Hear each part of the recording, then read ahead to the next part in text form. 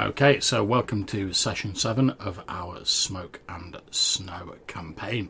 In the last session, our heroes recovered the Sun Sword from the ruins of the Order Solaris Abbey and discovered that it appeared to be intelligent and possessed of a will of its own. However, as you leave the Abbey, and you're making your way down the mountains, the grey heights where the Abbey dwells, the weather has turned extremely cold.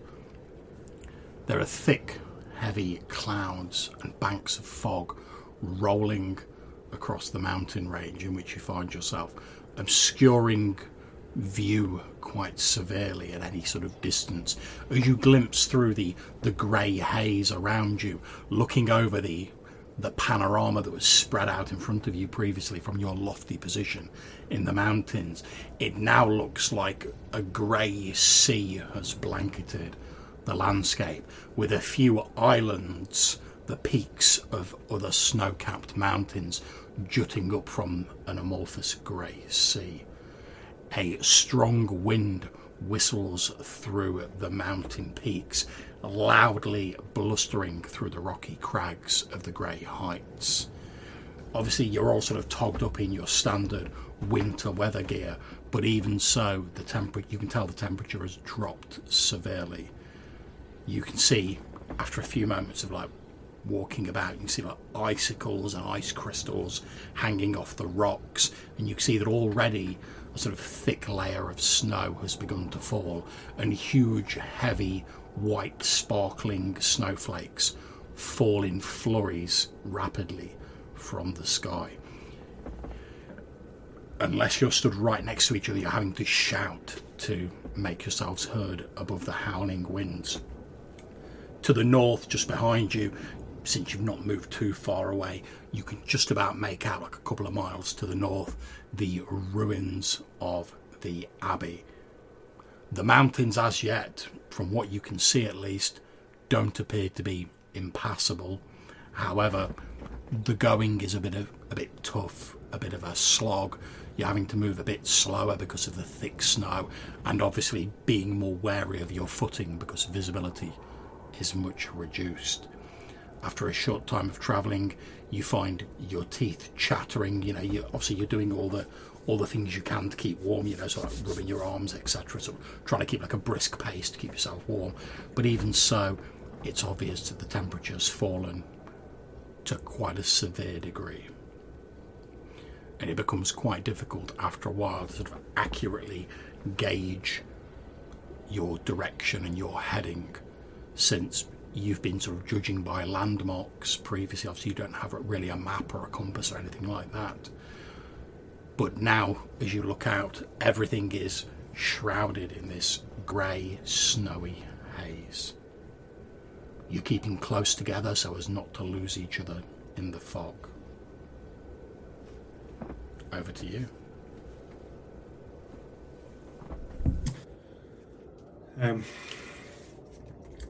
Feels like we should get the master and the trader and follow the river to New Seal Land until the weather passes. I don't think the master and the trader will survive in this. No, not likely. Not without help. No, we probably want to lose some altitude, don't we, and get out of the mountains. Because they're also quite high up, right? Yeah.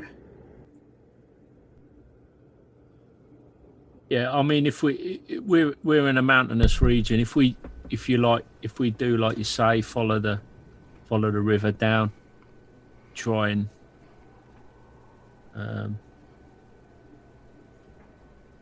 get out of the worst of it, Yeah. Okay. I think we have to cross the plains and go back up onto the glacier to get the master. Okay, so in these inclement conditions, and given the rugged terrain you're moving through, you're effectively going to be travelling at half speed, because obviously you guys are having to be extremely careful with your footing, stuff like that. The normal sort of conditions and cautions you'd have while travelling through a mountainous region, obviously amplified by the extremely inclement weather. So which of you is going to try and forge a path or find your direction? I'm quite good at that. Okay, now I will tell you that due to the weather and the poor visibility conditions, the chance of losing your way has increased by 3. So the standard chance for a standard person without any special abilities of losing direction would be a 4 in 6. Okay, so I roll a d12. Yep.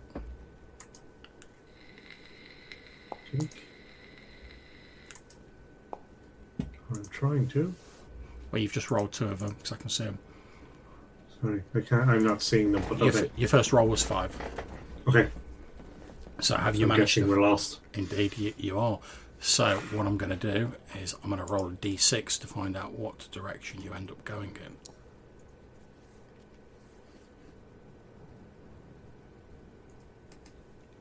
Okay, so you trudge on for a day through this driving snow and wind. Obviously you'll all need to deduct a ration from your supplies. Eventually you move out of the completely mountainous and devoid of vegetation region into what appears to be an area dotted with coniferous trees. As you continue to press on, these trees get thicker and you start sort of heading out of the mountains. However, you've not yet come across the river. After a day when it's become obvious because you've not encountered the river that you've gone astray somewhere, you suddenly reach the shores of a lake. And looking across the lake, you can just make out in the thick mist the familiar shape of Witch Isle. Based on your knowledge of local geography, it seems that instead of going south, you've sort of gone southwest in the fog, and you are now standing on the sort of shores of the lake. You can see some of the shallower water at the edge has started to like freeze and ice over, but obviously the ice hasn't yet reached further out into the lake, although no doubt it will if the temperatures remain at this level.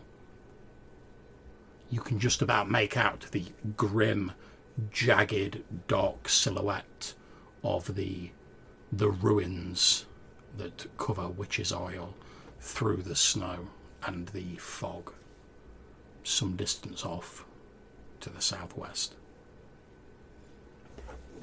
Is this weather the weather we'd expect for this time of the year, John, or is it sort of unseasonal? It's not altogether unexpected. I mean, obviously it's more common in winter, whereas now we're on the 1st of midsummer, so it's normally slightly more temperate. However, you are in like a subarctic sort of region of the world, so it's not uncommon for there to be like colder spells and snowstorms. I'm just thinking that in this like wooded area, it might be the sort of place where we could at least perhaps make a shelter and sit out the worst of the weather. Indeed, it's definitely more comfortable now. You're sort of in these coniferous trees because obviously they're blocking some of the wind from you, and like a lot of the snow's falling on the canopy rather than like just directly dropping onto yourselves. Yeah, no, I mean we could knock a few over and make a shelter and gather some wood, and rather than trudging through this, we could potentially wait for the conditions to improve. But I don't know what you fellas think of that. I'm quite worried about the master. I think, I'd be worried that they won't survive if we don't get to them. They won't be able to look after themselves. Now, obviously, it's sort of like the end of the day when you guys have reached the lake. So you've been travelling for a day. Now, if you want, you can push on without resting, but obviously you will be getting steadily more exhausted as you're doing that. But it's entirely down to you. So why don't we rest here for the night and see if the weather improves in the morning? And then I guess we can, either way, we should probably try and move in the morning. Yeah, I say we rest. We make a shelter, chop a couple of trees down, make a bit of a lean-to, and gather up some firewood and get settled in. Okay, sounds good. Okay, yeah, I'm not going to make you guys make a roll for that. I mean, you're people who are sort of like used to looking after yourselves, hunters, woodsmen, etc. So gathering a bit of wood, building a fire, making like a sort of lean-to style shelter isn't difficult, particularly since coniferous trees tend to be like more thinner and flexible than like some of the larger deciduous trees. So it takes you like maybe an hour or two, but you're able to sort of erect like a very rough sort of lean-to shelter. You put fronds of like leaves and foliage over it, and you soon have a small crackling fire, providing a small amount of warmth to yourselves. I presume you're all going to take watches during the evening? Yes. Okay.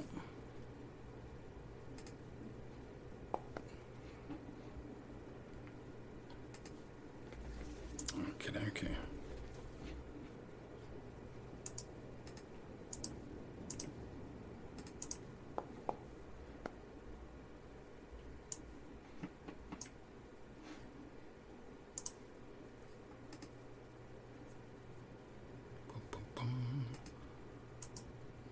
I'll make out while you're rolling them red dice, John.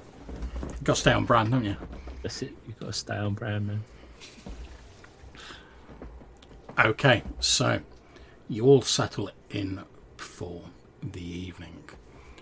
However, on the final watch of the evening, which is taken by yourself, Malcolm, you're keeping an eye. You can hear the soft sound of breathing from your companions who are asleep, when you hear like a sort of a soft padding sound and a snuffling sound. And as you look out of your like makeshift lean-to, you can see a number of canine shapes moving around in the mist, like slinking between the trees. Okay.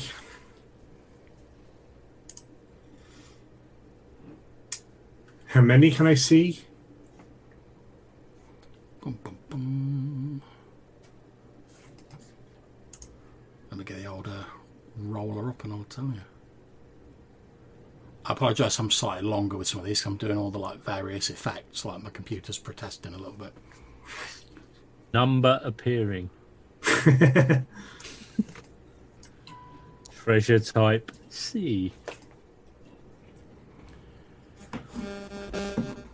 Okay, you can see, you think maybe 8, 10 shapes, although it's difficult to tell because they sort of keep moving in and out of the trees. Okay. So, what I would like to try and do is I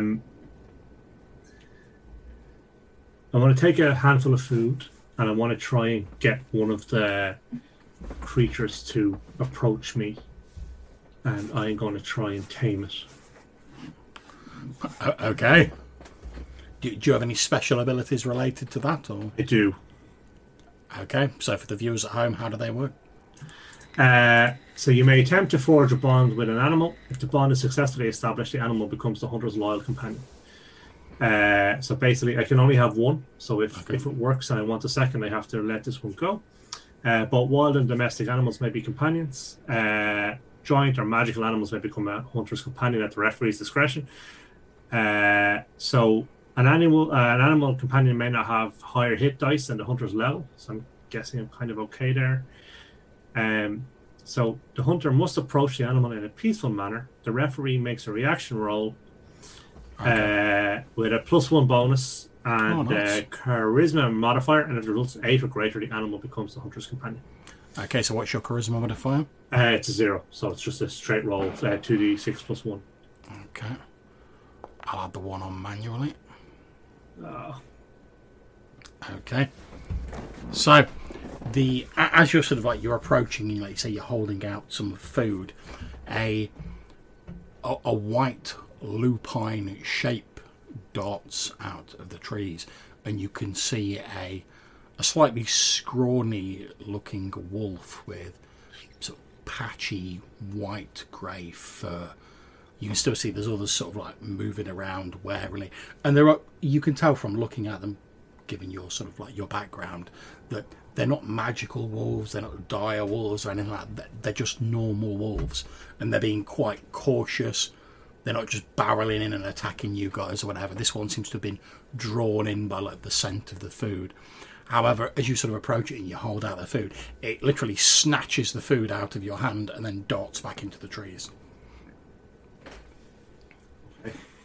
You hear the sound of sort of yipping and barking from inside the trees, as perhaps they're fighting over the food, or the others are trying to grab some food, and you can see like the other sort of shapes like closing in as they've obviously picked up the scent of this food. But after a while, bit of snarling, a bit of growling, obviously whatever food is there is consumed, and these shapes begin sort of slowly slinking off back into the mist between the trees.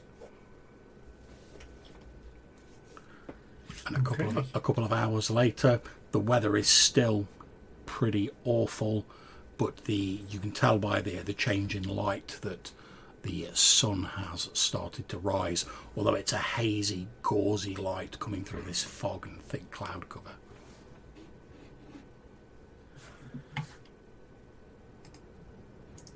Okay.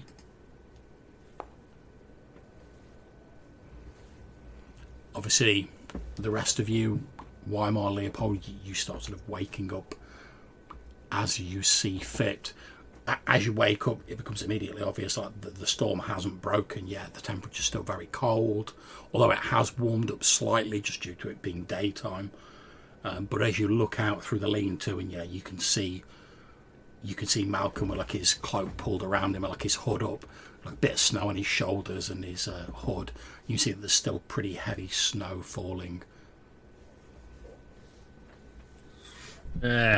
So much for the better weather. Aye, indeed. So Malcolm, are you still keen to go and find the old fella? I am. I think we may need his help to address this darkness. Most community spirited of you. Well, if you're planning to set off again, obviously you'll need to make another roll to see if you can find your way this time. Are we happy enough to?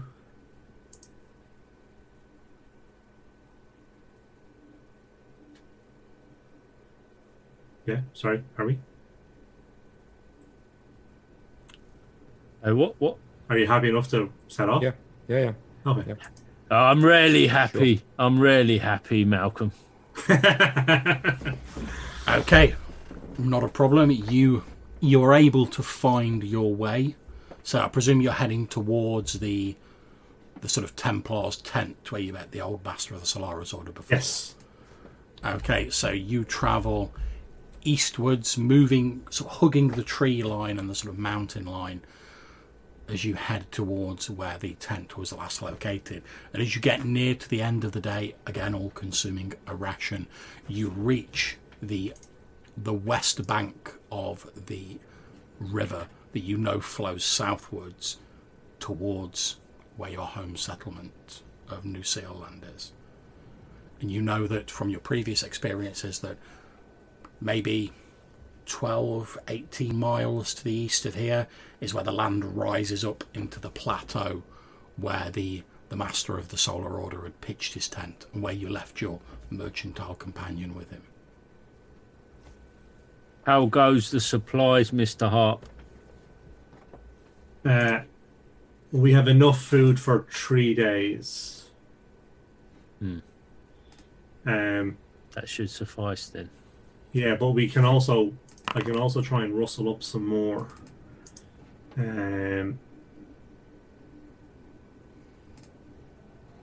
So we can all try and forage. Then let us rustle away, sir. Aye.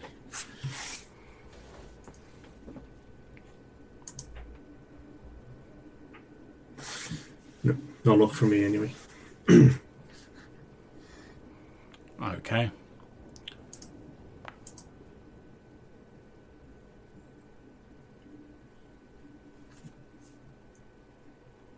My orange dice has failed me. So you've had precious little luck foraging, unfortunately, which isn't a surprise given the thick covering of snow that covers the ground, making it difficult to find like the normal sort of plants and stuff like that that you might subsist on. However, as you get to the river, can you each make me a d6 roll and let me know what you get?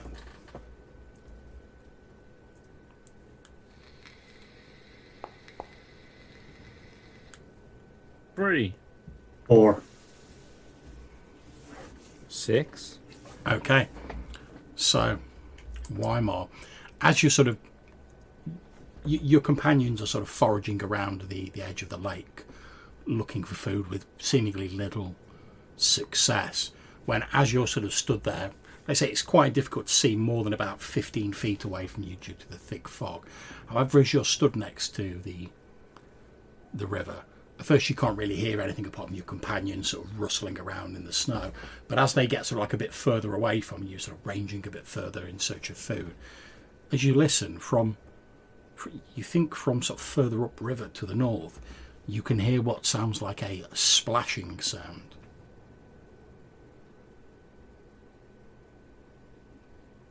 Is there anything to be seen? You can't see anything at the minute, but like I say, vision's extremely limited. Yeah. Well, I'm gonna get their attention, poke them with my longbow, gesture towards the sound. So Weimar leans over and like jabs you two with his longbow and like points further upriver. And as you guys stop doing what you're doing and listen, you can hear this slight splashing sound.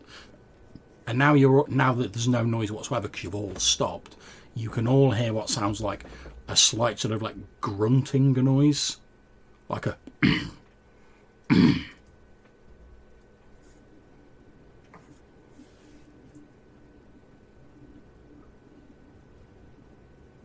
Does it sound like boar or? difficult to tell. It doesn't sound like a boar, you don't think, but Okay. you could be wrong.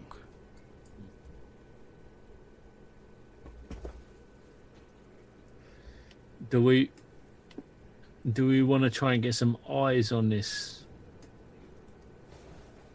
Have we got somebody stealthy that might be able to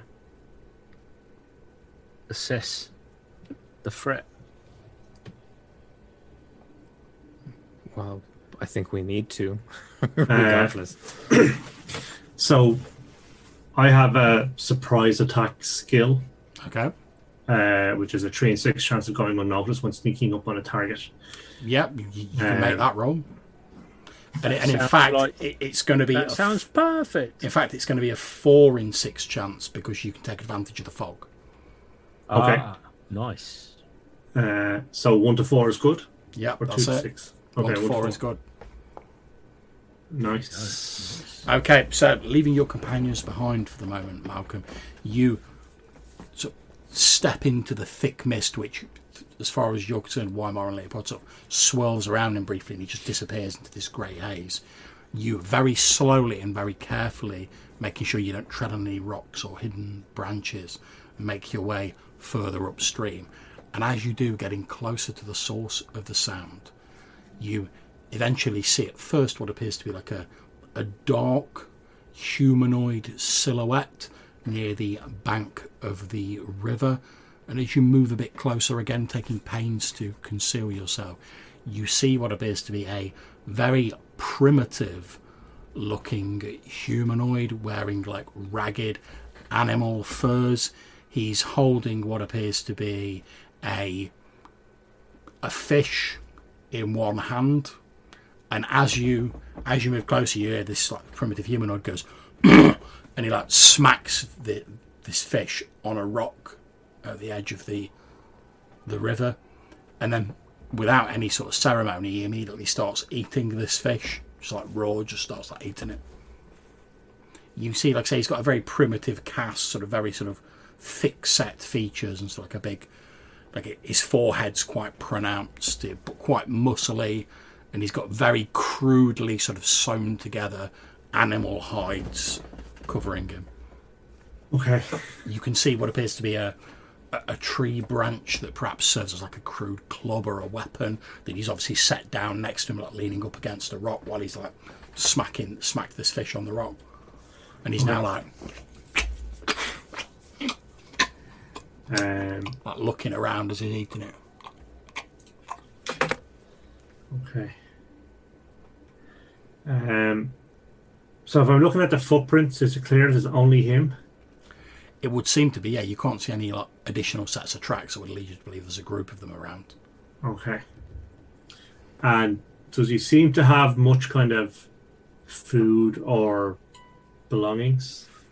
He doesn't appear to have a great deal of food or supplies on him.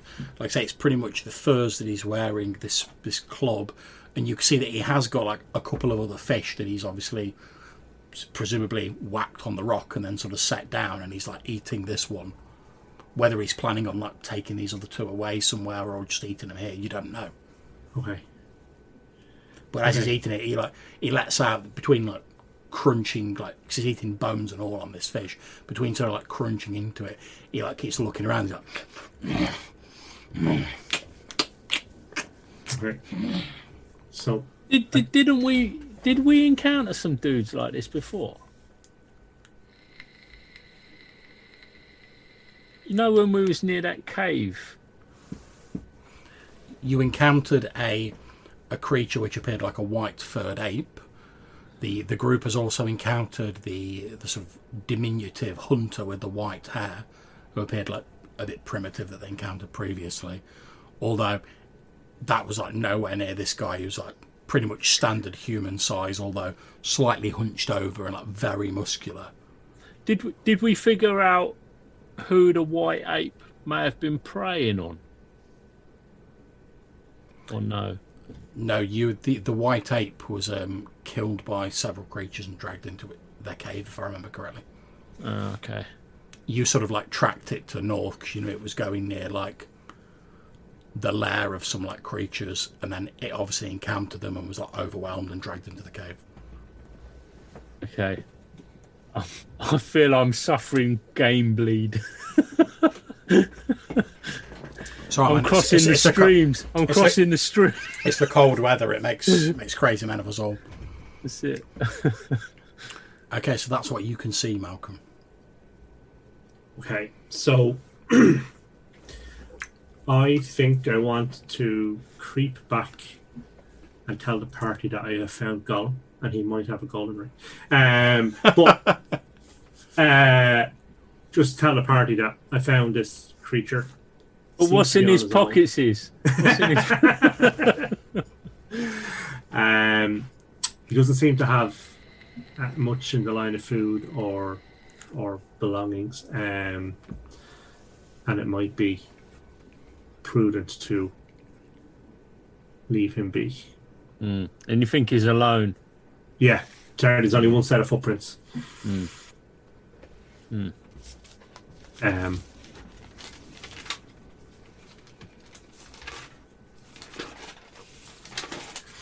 It didn't look like the kind to be tangled with.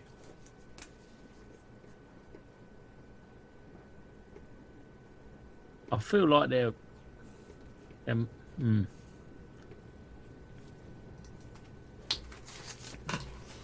Seems unlikely he'd be alone. Maybe there's a settlement or something nearby. Maybe we've stumbled into the territory of a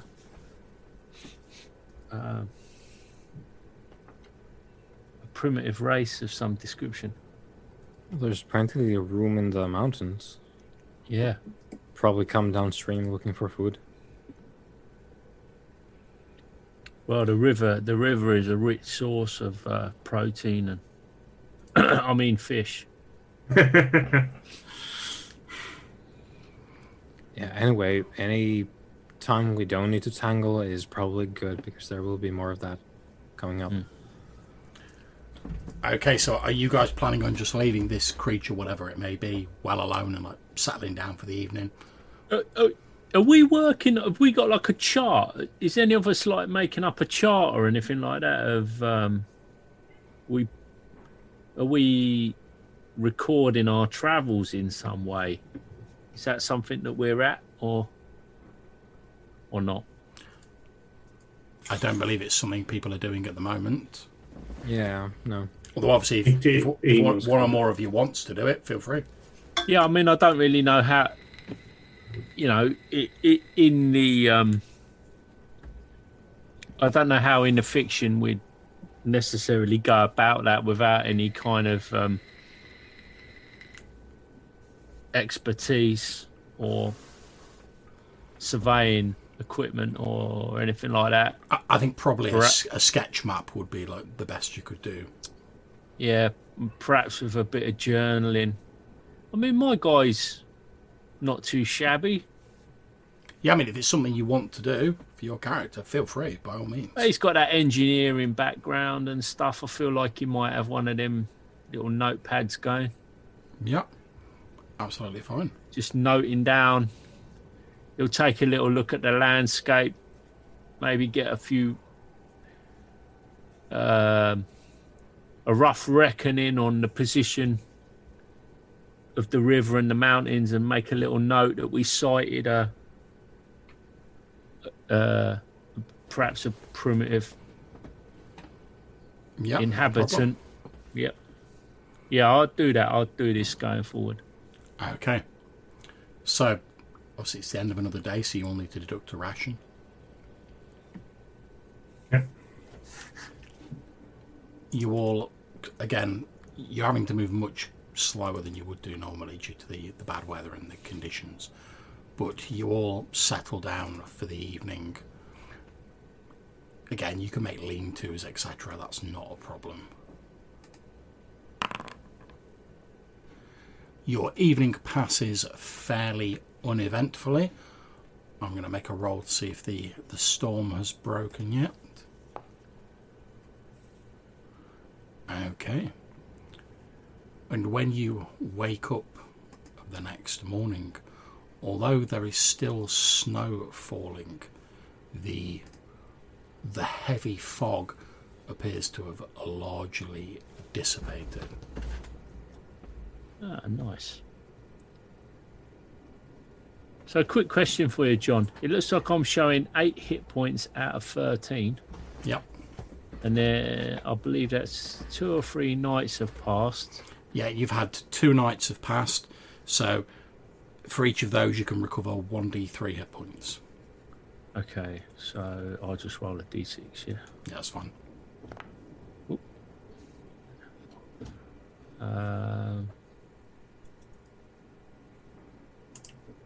How do I edit them, John? Okay, so you just need to open your character sheet. Yep, got it.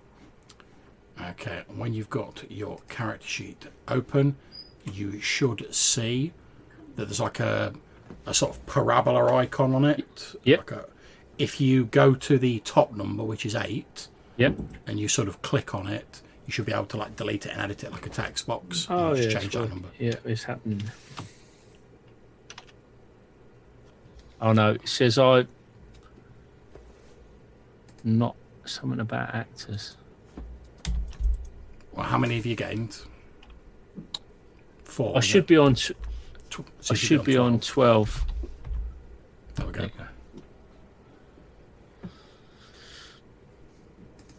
Cool. Okay, I'm just going to have a quick look at that, see why it's giving you access. Jip, just give me a second. Yeah, we had a little bit of that last time. And... Oh, right, yeah, I see what it is. Cool.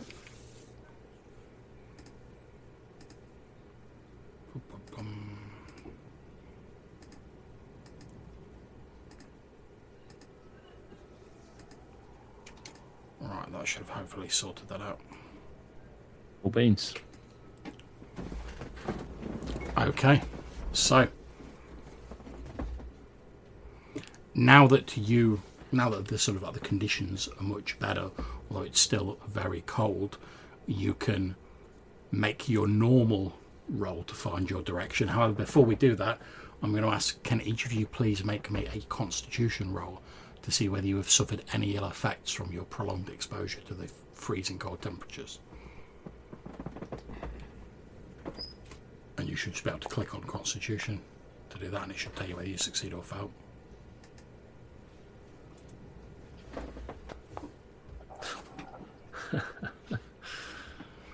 Okay, if you fail at that roll, you have taken 2 hit points of damage from the cold, and that's over the course of like the 2 days. It's roll under, isn't it, John? Yeah. Yeah.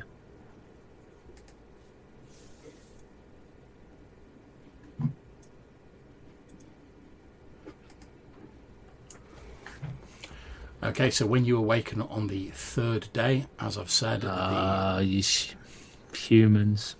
the weather has improved, although the temperature's starting to rise slightly.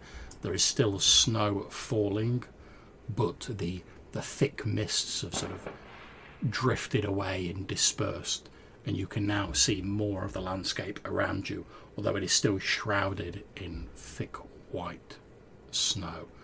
About a day's travel to the east, you can see the plateau rising upwards, and you can just about make out in the distance a sort of snow-covered tent on the very edge of it. Okay. Is there any smoke or anything coming from the tent? Well, since you asked that question, I'm going to ask you to make me a D6 roll, please, Colin. Anything but a 1 in your grant.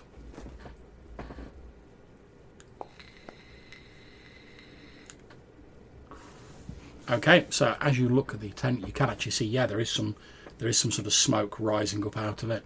That's a good sign. And presumably you make your way to the plateau. Yep.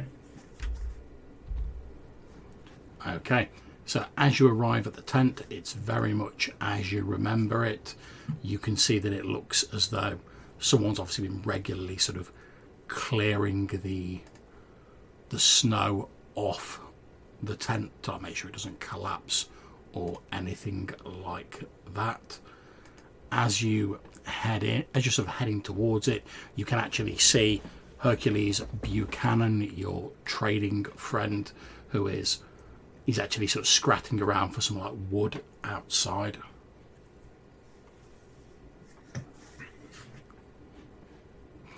He spots you approaching, and he's like, "Ho there!" How goes it? How is the master? He He's kept says, well in this bad weather? He says, "Yes, he's not doing too badly, but I don't think this cold weather's done him any favours. But he seems to be okay." Okay. Is he well enough to travel? But I'm no medical expert, but I should say so. Okay. And are you yourself ready to travel? Yes, I'm fine to travel. Well, we will bring you to New Seal Land, and from there we will bring you up to your fort as promised. Splendid. There you go, Mr. Hart. The wisdom of the old folk. I've underestimated them. So it would seem, Leo. You don't live to this old age without knowing what you're doing out in the wilds. I feel this fella. He may look old and frail, but he knows more than he lets on. As you're sort of having this discussion, you hear a slightly sort of ragged old voice from inside the tent say, "Who is it, Hercules?" And he says, "All right, sir, Master Ramsey, it's my travelling companions. Previously, they appear to have returned, and he's like, oh, good, good. I trust young Graydon managed to catch up to them.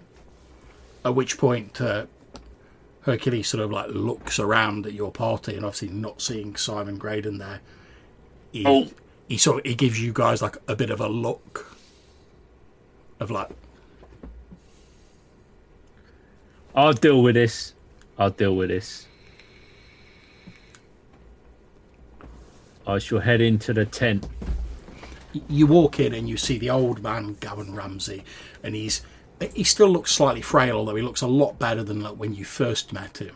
And you can see that he's obviously been sort of like wrapped up in like all the various furs, but he's now like he's midway through, you know, like trying to put his like travelling clothes on and like tie his like cloak clasp and stuff like that, because he's obviously assuming you're going to be getting underway.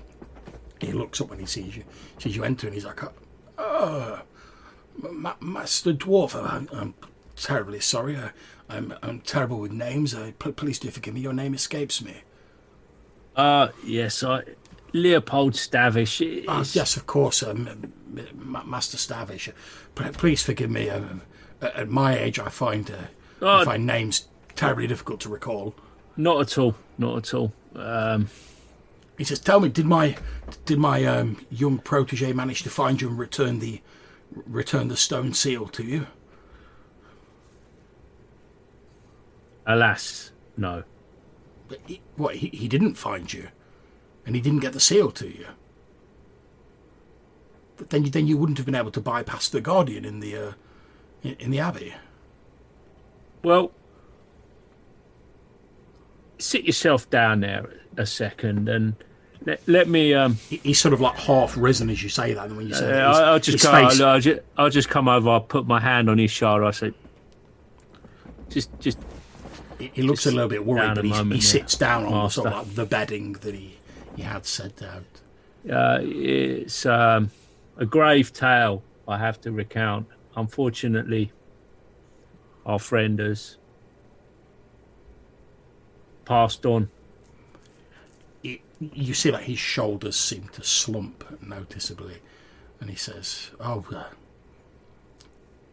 how did it happen?" And his voice sounds very frail and weak for a few moments as he asks his plaintive question to you. Well, it's a job to recall. It's well, I wouldn't want to. Well, let's just say he made a good account of himself. He was valorous. He didn't shirk his responsibilities. At least that's something, I suppose. Yep, and it was a very strange business, and much was revealed about days past, maybe days to come. He looks at you for a few moments, and then he says, "But tell me, did young Simon die in vain? What of the artifact that was supposed to lie in the abbey? Did you find it, or?" Well, we did. We did. He looks like he's taken some comfort in that, and he says, "Oh well, at least as you say, he gave a good account of himself, and he didn't die in vain. Although I wish it were otherwise. I've knew Simon since he was a young boy, and he looks as though he starts to say something, but like his like throat sort of closes up, and he has like he lets out a little sob, and he says, "Please, please forgive me. No. I had this news weighs heavy on me." Yeah, understandable. Unfortunately, when you know, a man of your years would know that when things come to violence, it's uncontrollable and yes, of course, you are right, we, Master Stavish. we did our best to protect him, but the creatures that you find in these places, it's I know you're of course right, Master Dwarf. It just seems a shame to me that a young man with so much of his life ahead of him dies. I wish that I had been younger and stronger and could have taken the tablet to you. Then perhaps he would still have his whole life ahead of him. But as you say, we cannot change our fates. Yeah, perhaps we could have done more. I don't know. We try to be as cautious as possible, but always going into the unknown. Inevitably, you don't know what you're going to find, and it's a risky business. Of course, when one joins the Solar Order, even much reduced as it is nowadays, we accept the fact that we may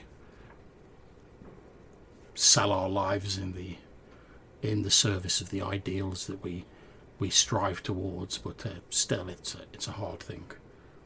And at which point he sort of like he puts a hand on your arm, Leopold, and he says, but if you have managed to find the artifact, would you give me a hand up, Master Dwarf? I would at the very least lay eyes on it, although I fear that even though I am much recovered, I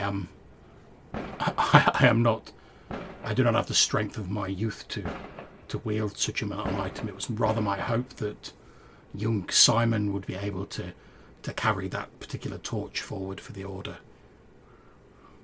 Well, of course, allow me to assist, and I'll help him up. And rest assured that his memory will live on, and he made a good account of himself when the moment came, the moment of reckoning. Thank you.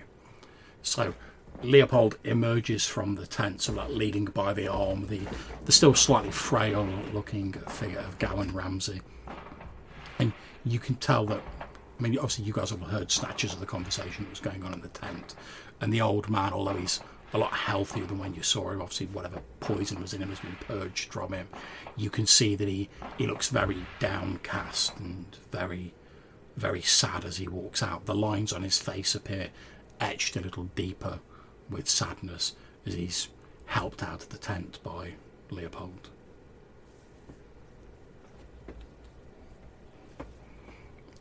He looks around at all of you and says, Master Stavish here tells me that unfortunately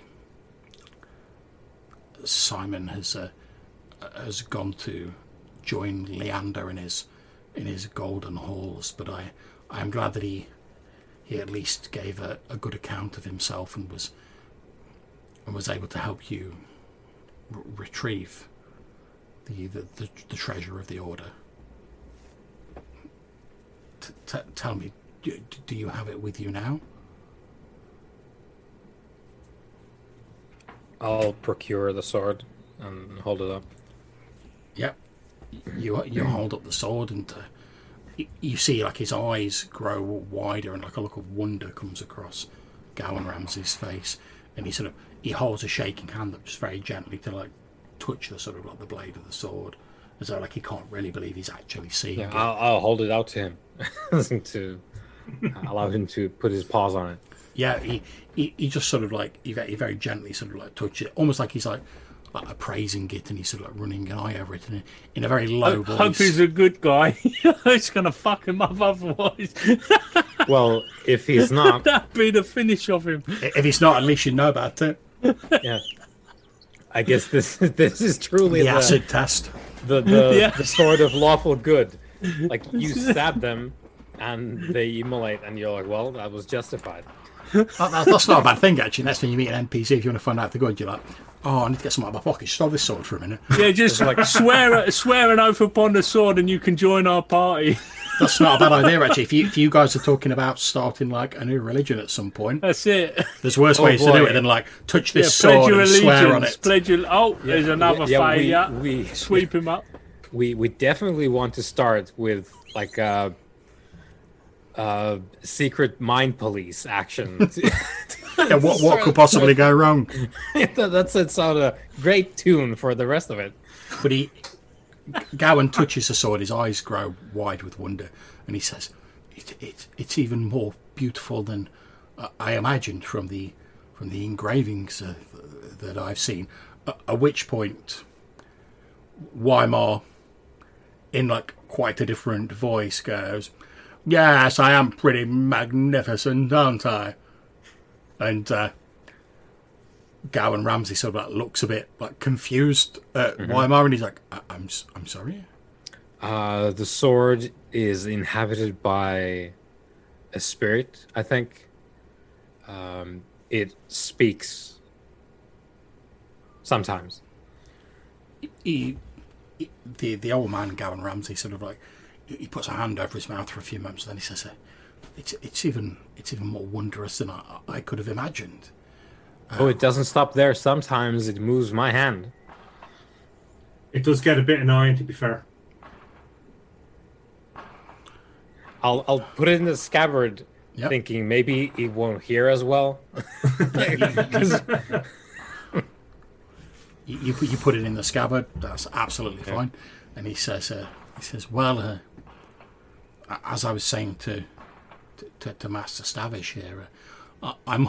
He sort of holds up one of his like very thin, sort of frail arms. He says, "I'm too old and frail to my warrior days are long past. I'm too old and frail to wield such a mighty weapon. I had hoped that young Simon might have wielded it in the name of the Order, but obviously that's no longer possible. And to the best of my knowledge, there are no other members of our Order now apart from myself. As I told you before, although we were once numerous and widely regarded and held in high esteem, after the Exodus, the Order fell on hard times, and we're now seen as little more than an anachronism, a curiosity, something to be laughed at. Previously, it was only myself and Simon, but now, alas, it is just myself, and I fear I will not be, given my years, I will not be around for very much longer. And it seems that the Order must, the flame of the Order must gutter and die out with myself. Well, let me tell you a story that may be of some interest to you. Since you mentioned that young Simon might have gone to the halls of Leander, and I will subsequently regurgitate the story we got from the judge around the history of the land and the darkness that dwells under the ice and how much trouble is coming in. Again, and obviously, I'm not going to ask you to like regurgitate all of it. But that's good because I don't remember all of it. But it's fine, I do, but obviously since I know it, there's no point you telling me again. But although if anyone's watching and is interested, it's in one of the previous episodes. But got to get a quick plug in there. But how are you relating this to like Leander? Because you said, oh, speaking of Leander, how are you going to relate the tale to Leander as you're sort of telling it? So basically what I'm trying to say is that the Order of Solanus, is he's the last remaining member of it. That seems to be what he's saying. Has grown up around this Leander idea, but our belief now is that this Leander idea is just an idea, and it's just some prophet who turned into a god, and that we need, we should work together to address this evil, and that potentially we could, like a phoenix, that Solanus could rise from the fire, ashes. Isn't that right? It's been a long week. No, that's fine. He nods and he says, well, yes, of course I'm aware that Leander was a mortal man before he ascended. We don't believe he ascended. He says, but what about the ancient legends that he went to he consulted with the leaders of the great Kalna, the great dwarfish tribes, and that with their knowledge he was able to ascend to his present state, and that some of those great dwarven chiefs, likewise following in his footsteps, ascended after him to watch over their people. I mean, the Kalna, the dwarves, even now honour these great ancestors and believe that they watch over them.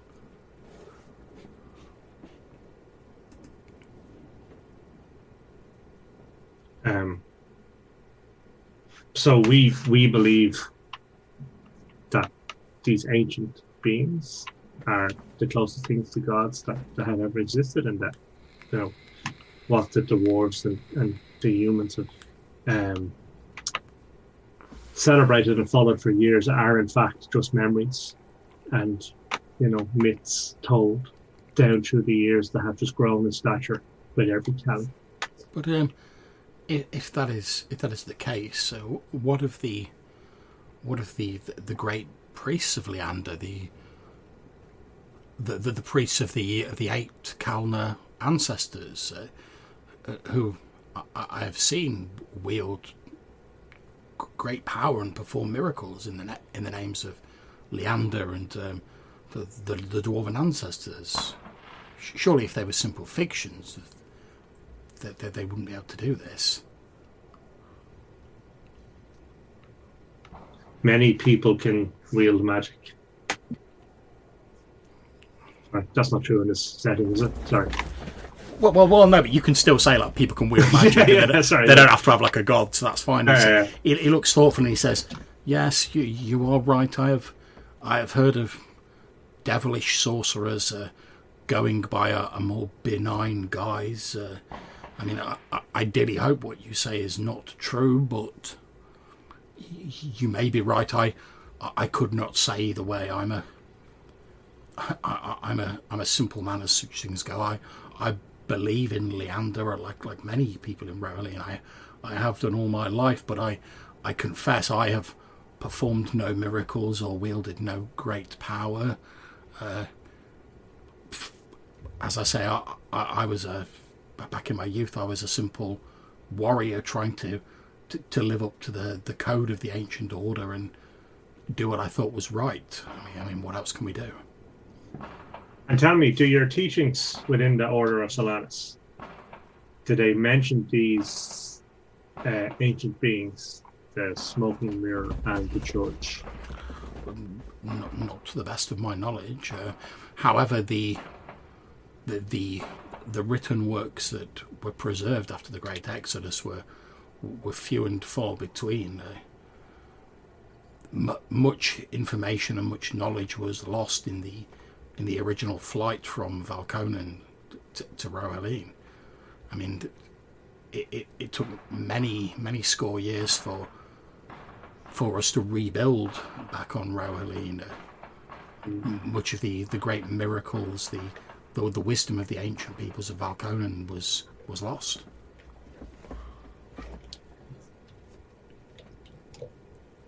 And tell me, Master, would you have an open mind that such things could be possible?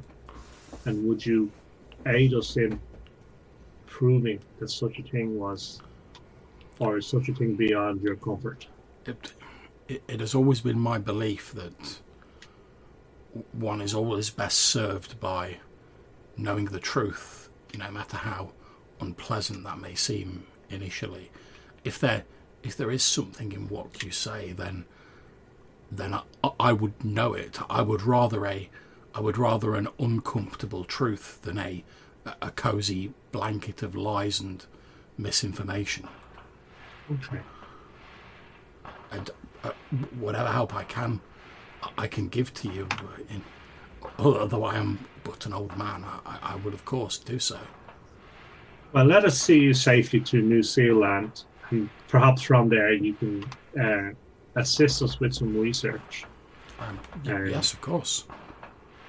We can set you up there with a nice house and a housekeeper, blah blah blah. So as and when we find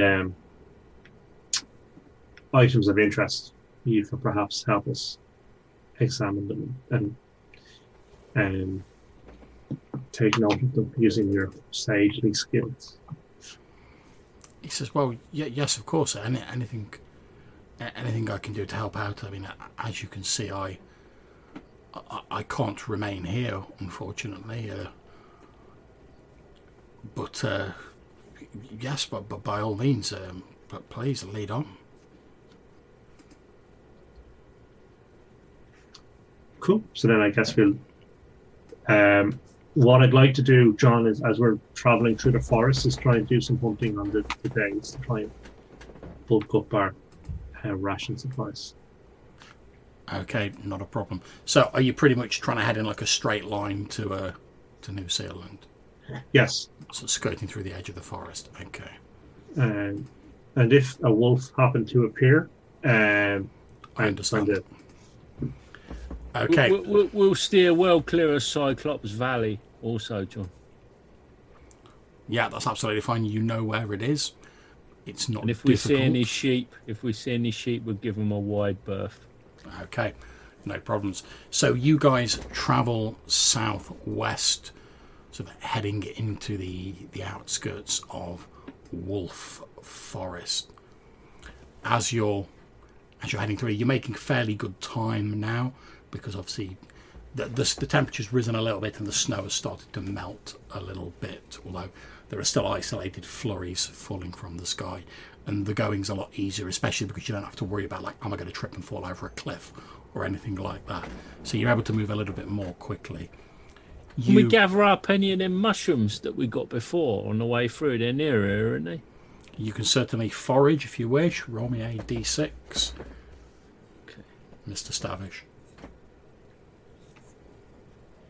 Hey. Okay. So, as you're looking through the undergrowth and you're rooting around, you do indeed find some mushrooms there. You've found effectively 5 days worth, like 5 rations worth of mushrooms. These big sort of flat capped like mushrooms. You try just like a tiny little bit of one just to make sure it's okay. It seems perfectly edible. A couple of hours later, you've not had any like nausea or stomach cramps or anything. So you think they're pretty good. They're like these big sort of flat capped mushrooms. Nice. You pick up enough and you're like, if we basically, like I say, 5 days worth of rations. Do you want to log that on there, Mr. Hop? Yeah. Right, hang on. Okay. So, obviously you will all need to eat today's ration because you've travelled for a day now. So, I mean, if you want, you can knock that straight off the mushrooms if you want. Yeah, Mushrooms. okay. So you just have 2 days worth of mushroom rations. Okay. Cool. That's fine. So, and I've It's also made me had a hungry successful now. hunting trip. I feel an omelette coming on.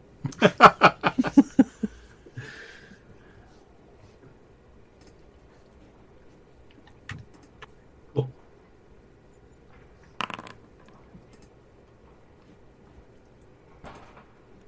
Okay, so you settle down for the evening, again making yourself a shelter, taking watches, etc. I'm presuming you're not expecting the old fella to like take a watch.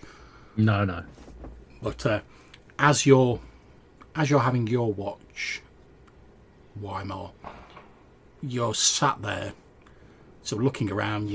You're inside of the sort of outskirts of the forest. Your companions are asleep. You're sort of on the first watch, when sort of in the distance, like obviously coming from up in the air, you hear like a noise, and as you sort of look up, you can just about make out like a dark shape flapping its way through the sky. From where and to where? Okay, it appears to be sort of very roughly. It sort of appears to be heading from sort of here-ish, if you can see that ping I've just put on, sort of over where you are, sort of to the west, sort of towards here-ish.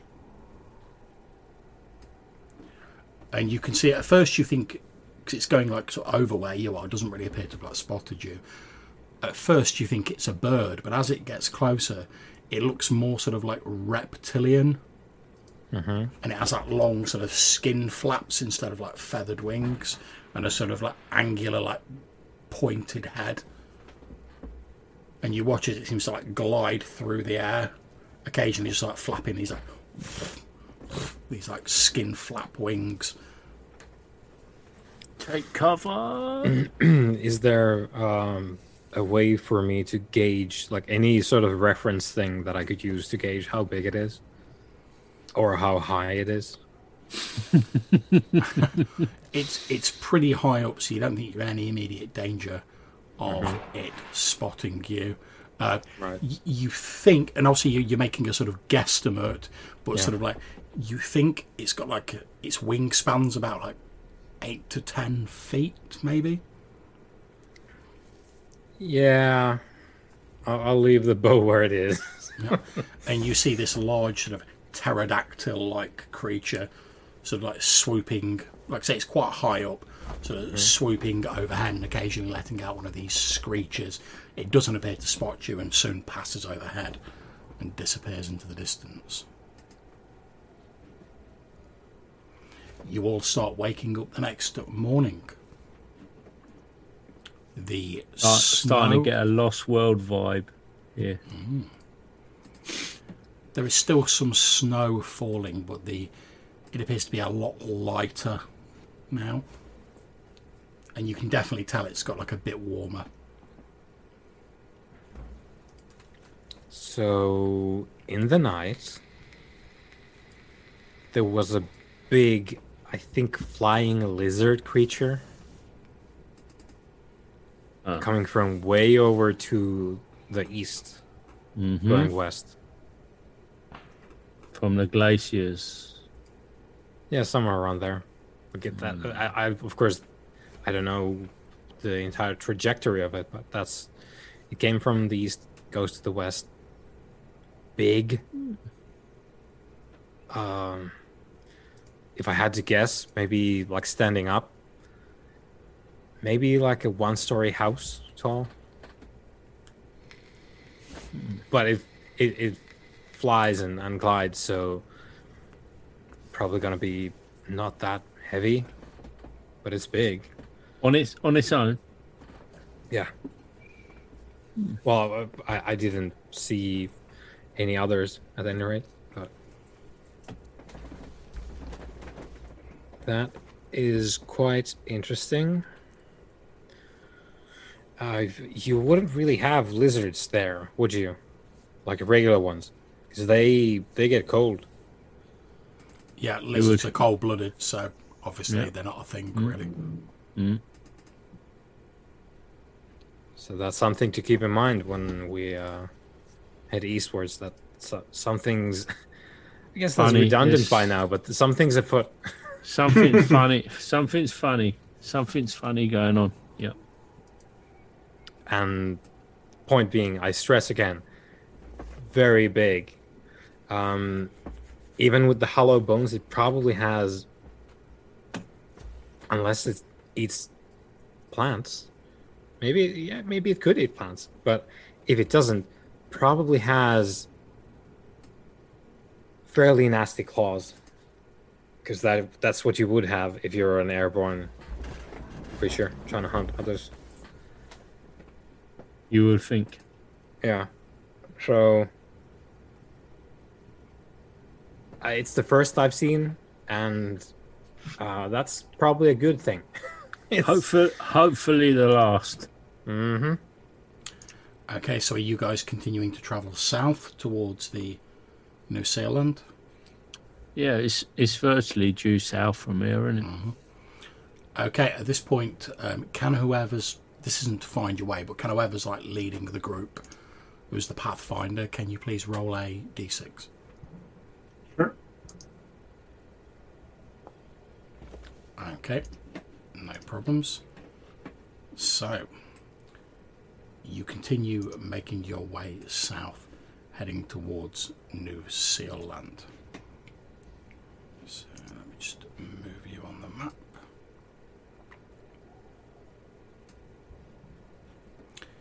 As you get to the sort of point where I've just moved your token, it might take a minute to move on your screens, but I've got a quick question for you, John. go ahead. In my open window for Foundry, Yep. how do I move the big map? You basically hold down your right mouse button and move it around, and it'll scroll it. Oh, right. Gotcha. Yeah. If you roll up and down on your mouse wheel as well, You it'll zoom in and out. Yeah, nice. Yeah. Okay, so you guys cool. get to the traveling through the forest. You get to the point where your token, your party token, is at the moment, which Ooh. is here. We've made good progress. Indeed. And as you're just sort of making your way, and you're like, oh, we're probably going to have to stop soon. But then, like early next morning, we should be at New Zealand if we like keep going in this direction. However, as you're sort of like you're leading the way, Malcolm, you look across to your left, and there's like a small glade in the forest. And what catches your eye about it is there's no snow in this glade, like at all. And as you're looking into this glade, you can see like lush, like sort of springtime grass Okay. and like And if I look- flowers. And if I look up over the glade, is there any kind of shelter, or is it open sky? No, it's open to the sky. Okay. And you notice as you're getting nearer Yeah. to like the edge of this glade, like the temperature starts feeling like a lot warmer and a lot more pleasant. Okay. Oh, wow. Super noticeable. Ah. Yeah, So to I the draw point.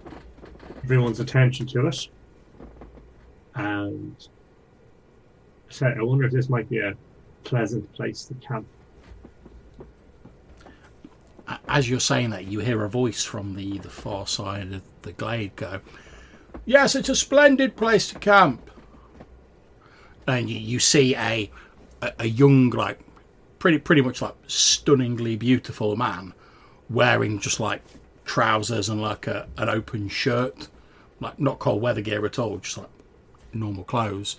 Sort of like comes out walking up, and he's like, "Oh, good day to you." Well, He's a vampire. He has like chiseled He's like undead. beautiful features. He's got like glowing It's skin. Twilight. He basically looks like he stepped out of like a mail order catalogue.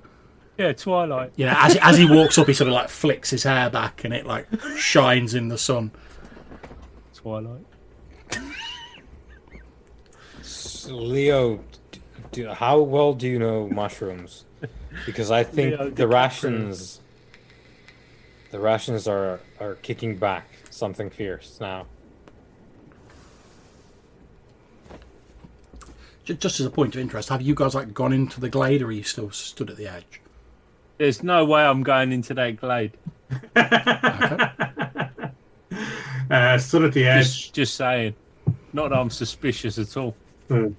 So this stunningly beautiful man like carries on walking up. He stops just short of the edge of the glade, and he's like, "Oh, it's been a while since I've seen any other people. I've actually got a pot of stew on just over there by that tree stump over there. You're welcome to share some if you wish."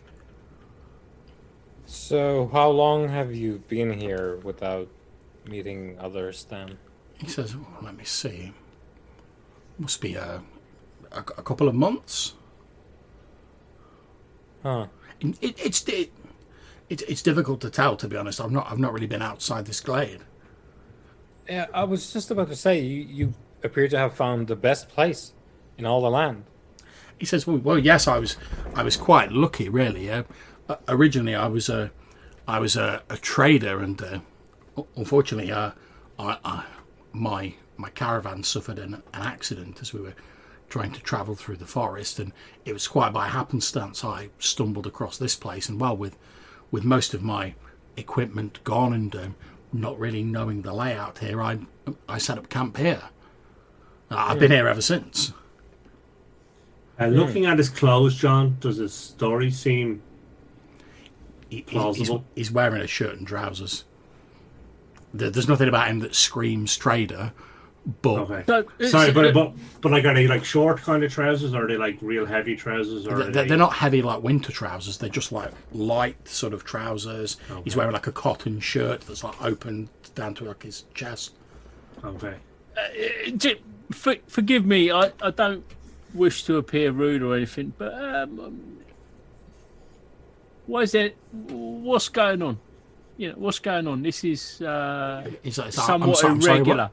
It's a little bit irregular. You're in the middle of the woods. We're all snow covered, frostbitten. My toes are about to drop off, and you're there in your shirt sleeves, living it up. He throws back his head and laughs, and his laughter has like a musical quality to it. And he says, well, search me, to be honest. I know outside this glade it's all cold and dreary. Like I say, I found this place by happenstance. I've no idea why this place is different, but it is. Well, yeah, clearly. And he says, well, he says, given the trials we'd faced getting here, and I was just happy to find a place where I wasn't freezing to death and starving, so I've stayed here. After all, with my wagon gone and the rest of the train having left me behind, I didn't see any pressing need to leave. Very reasonable. Did you not wonder why this place was so warm and? Well, yes, of course I've wondered, and I've had a bit of a look around, but I've not been able to find an answer. And in the end, I just stopped looking. He says, I tell you what else. If you think the lack of snow's curious, there's something else you'll definitely find curious. But he sort of looks around and he says, what time of day is it? It's getting late. He says, well, you'll notice how it's still bright sunlight in my glade. Indeed, it always is. It might seem like an irregular question to ask, but are you able to step outside the glade? He says, yes, I've done so before, but I don't really feel the need to, given how horrible the weather is and how unfortunate everything seems to be outside here, whereas inside this blissful glade everything seems marvellous, and it's almost like being back on Roeline. Well, why don't you just step outside the glade and just demonstrate how that works for me? Because when you say that, he looks a bit uncomfortable. Yeah. And he says, well, what I can do, I'd rather not, though.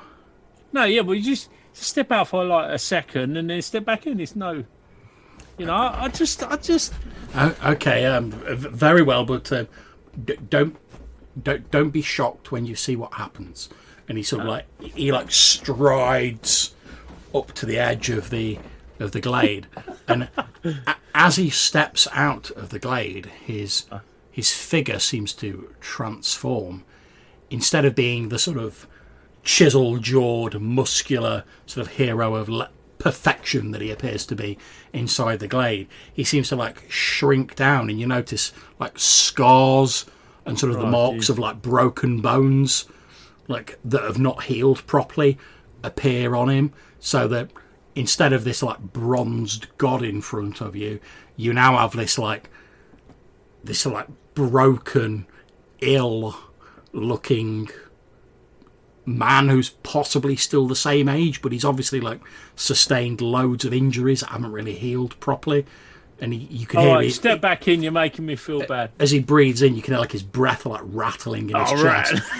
He takes a step backwards into the glade, and as he does, his form seems to shift, and he's once more this bronzed demigod standing in front of you. And he says, well, I did warn you. So he's aware of it. He The seems to be. situation. Yeah. Sort of seeing the look on your face, Leopold. He says, "Well, as I've told you, there was a terrible accident with the wagon train I was with, and I was seriously injured. My fellows, thinking that I was already dead, left me behind, and I awoke some time later. They'd already gone, and I struggled through the woods. I nearly died a number of times due to my injuries. But then when I found this place, I barely had enough strength to stagger into this glade and fall asleep. And then when I awoke, I was as you see me now, and the pain of my injuries had disappeared. I felt fine. Of course, when I was trying to work out what was going on, I have stepped outside the glade, and as soon as I do, my injuries, my pains return in full force." And have you seen anybody else? Has anybody come by, or is there any explanation for this place? Not that I've seen, and certainly not that I'm aware of. But as you've seen, I would struggle to survive for long outside this glade, so I've stayed here. I mean, there are plentiful animals around here that I can feed myself with. There is a pool of fresh water. There are plants. I pretty much have everything I need here, and like I say, it's always bright sunshine here, and the weather is always warm. And given what you've just seen, I'm sure you can understand why I don't wish to leave. Then he sort of stops and he says, "Oh, I'm sorry, I've not even introduced myself. Abiel Webb." Leopold Stavish, and these are my companions.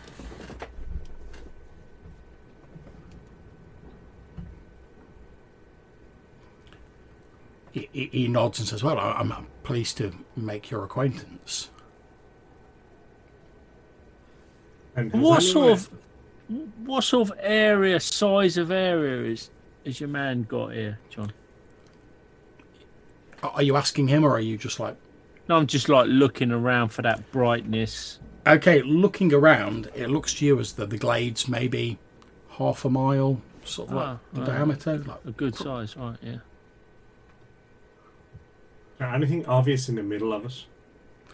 As you sort of like look past him, you can see like a couple of tree stumps. There's a small tent which you might assume belongs to Abiel.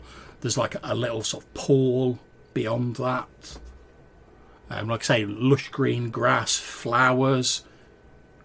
You can see there's a place where like the earth has obviously been tilled, like he's been trying to like plant something. Okay. But in terms of the layout, is there like anything that's like very obviously in the middle where that might be causing the effect? Nope, not that you can see. No, okay. I'll make a note of it in my log and try and roughly position this place. As Malcolm's like studying it, I pull out my little logbook or whatever and scribble away. Turn to my companions. What do you make of it? What do you make of this place, fellas? I just sort of turn my shoulder to this guy a little bit so he perhaps don't hear what I'm saying. It's a bit unusual. It feels like there's something trapping him in the glen. I think he's on borrowed time. I feel like if he stepped out, he wouldn't last very long. Yeah, and probably wouldn't want to. Anyway. No, he's in a bad state. We've seen his true self. I suggest we move on. Yeah, I would definitely steer clear of this place. Are you not curious as to the nature of it? Well, eventually, yes. I am, but I don't know that I'm curious enough to step over the threshold. Yeah, we'll need an expert of some kind, I think, to deal with things like this. We could go in and examine the water and I wonder how the old fella would fare stepping inside this area. Whether he would enjoy a new lease of life. Perhaps we should put. So I'll turn to our companion and what does the old fella make of it, John? As he's in his wisdom, like looking upon the. He seems quite surprised and like puzzled by the whole turn of events. Yeah. Although, like, obviously he seems to, like you guys. He's like, oh, this is strange. Like, what's going on? Mm-hmm. He's curious, but he's also like yourselves. He's a little bit wary. Mm. Do you think it's some kind of what? Okay, so in the setting, John, what is our understanding of things like the Fae and stuff like that? The Fae as such aren't particularly like well known in terms of like being like monster races. There are legends about creatures that we might consider Fae, but they're pretty much just legends. So things like this, what would like a dwarven, like, you know, dyed in the wall dwarven worshipper of the ancestors make of such a place as this kind of thing? What would be fitting? There are really like two possibilities as far as you can see it. Yeah. Either this is some sort of like natural / magical phenomena that's like just randomly in this area. Okay. And it's like a neutral thing. Or like a spring of magic. Yeah, exactly. Like someone with magic perhaps in the past, because you know there were people with magic in the past, created this area for some purpose in the past. Sorcery. Yeah, it could be. Sorcery! Okay. Right, yeah. Pretty suspicious then.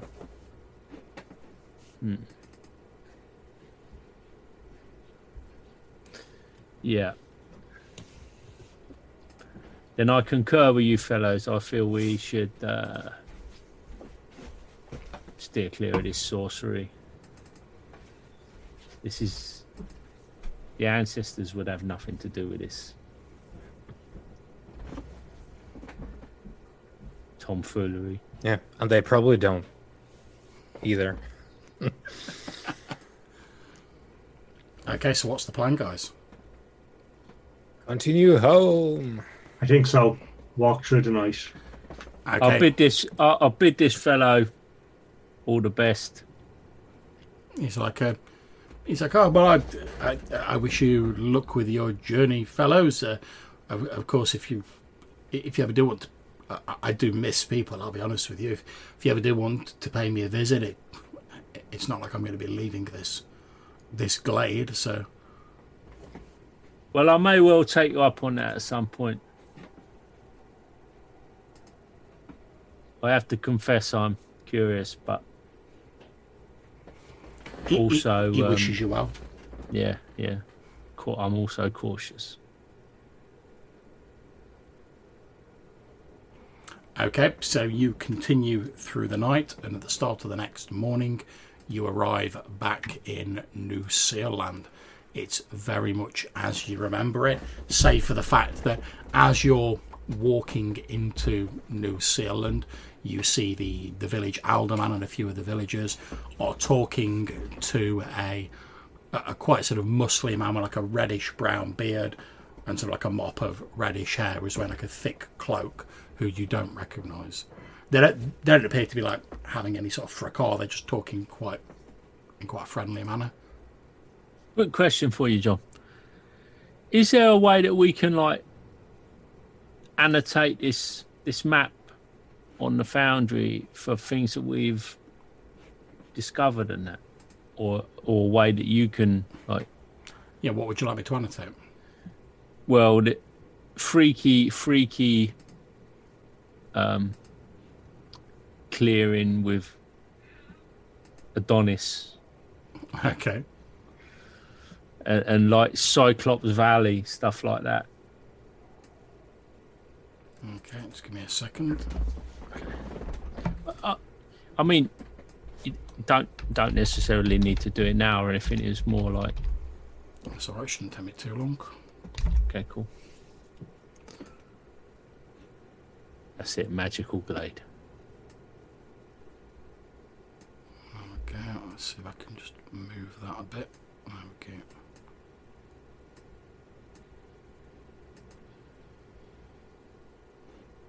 Yeah, that'll do for the minute.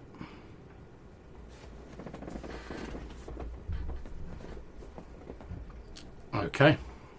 So, as I say, you've made it back to New This Zealand. red-headed gentleman, does he look well dressed? You can see that he appears to be wearing like leather armor. His cloak looks quite sort of high end, for want of a better term. Okay. He does look as though he's done a bit of travelling, like his beard's a little bit unkempt, and he's got this mop of reddish grey hair. So I'll turn to Buchanan and ask him, does he know who this gentleman might be? He says, he does look a little bit familiar, but no, I don't think I know him. Okay. So if can I approach kind of somewhat quietly and see what they're saying? Yeah, not a problem. You move towards, and you can hear the village alderman is sort of chatting to him, and he says, well, as you approach a bit like the tail end of a conversation, he says, well, Mr. Nichol, I certainly don't have any objections to it, although given what happened to the previous people, are you sure you really want to? At which point he says, the man who he addresses, Nichol, says, yes, I'm sure a soldier like me will be absolutely fine. But I just wanted to, since I saw your settlement over here, and since we're going to be neighbours of a sort, I just wanted to travel over and make myself known. You know, I didn't want you seeing the smoke from my campfire and panicking or anything like that. And he smiles and he sort of like shakes hands with the village alderman. And the alderman says, well, can we persuade you to stay for a bite to eat at least? I mean, it's the least we can do, given how far you've travelled apparently. He says, well, yes, I'm sure I could stay for a small bite to eat or something like that. Yes, that'd be fine. I don't really have to get back anytime soon. At which point the alderman sort of takes him into the sort of the central longhouse in the village. And you see him follow Josiah Means, the village alderman, into the hut. And there's a few other villagers sort of like stood around who've obviously been like earwigging on the conversation and sort of chatting amongst themselves. You can see Rose Means, who is the village alderman's wife, is sort of stood around, and she shouts after her husband saying, Josiah, do you need me to come in and prepare any food or anything? And he's like, no, it's fine. We've still got some of the leftovers from the previous night. I'm sure that'll be fine. And she sort of nods and she starts just chatting away to the other villagers who are stood around. So I'll turn to some villager and say, hey, who's this new guy? And not draw attention to the fact that I'm in Sunday. Isaac McDaniel, who you happen to be speaking to, like the village carpenter, turns around and he says, well, that fella's is a fella by the name of Cotton Nichol. He's apparently he used to be a warrior of some sort, serving at I think he said Fort Gersey. At which point your trader friend's like, it's Fort Kersey, and he's like, yes, that was it, Fort Kersey. Says, yes, apparently he left the fort. He was looking for somewhere to settle, and he came across the the ruins of Castlemaine, and he's been restoring one of the buildings there to make into a home.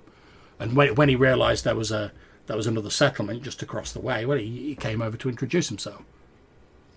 Okay. And does he have many retainers over there? No, I believe it's just him, as far as I'm aware. Okay. I think he said he had a horse. I think he said that he'd ridden down on, but not that I was listening into the conversation. You understand? Oh, of course, of course. Says Isaac. Well, thank you very much, Isaac. Not a problem. So, do we as a party have like a house or something here? Well, what there is in this village is effectively like 5 sort of like long houses, for want of a better term, that the villagers sort of share between them. 4 of them get shared between the villagers. One of them's for like the village alderman and like his immediate family, but the other villagers just sort of share the 4. There's a few like little subsidiary buildings, like the blacksmith's got like a little sort of like work building, and the carpenter's got a little work building. But most people, for sharing warmth and for like safety, when night falls, they all sort of pile into these long houses. Okay. And the long houses are also like clustered together, like in the centre of the village, because it's more easily defensible, like if the village got attacked. Okay. Scar or Bray. Yeah, pretty much. Yeah, understandable. Okay. So you got like a few utility buildings and Exactly. your habitations. Yeah. Okay.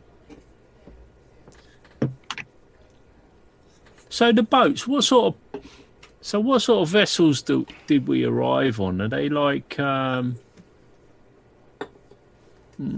See, we've got some gunpowder and that going on. Are they? You would have arrived on something that was roughly equivalent to like a galleon, effectively. Oh, right. Okay. So what I'm going to suggest, since we're near 9 o'clock, guys, I'm going to suggest that while you guys are thinking about what you want to do next, we have like a short 10-minute break here, use the facilities, get a drink, refreshments, etc. We come back in 10 minutes and then we'll crack on with the rest of the session. How does that sound for everybody? Yeah. Okay, excellent. So we'll be back in 10 minutes. Back in turn.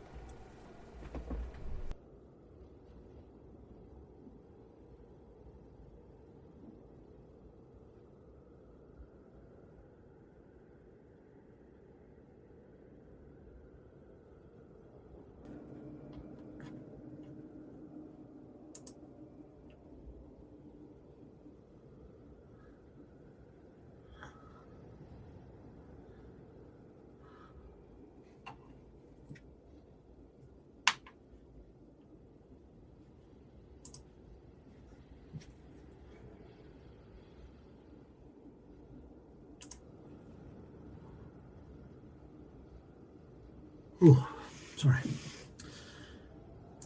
It's all right, dude. It's been a long week. Yeah, it has. Oh.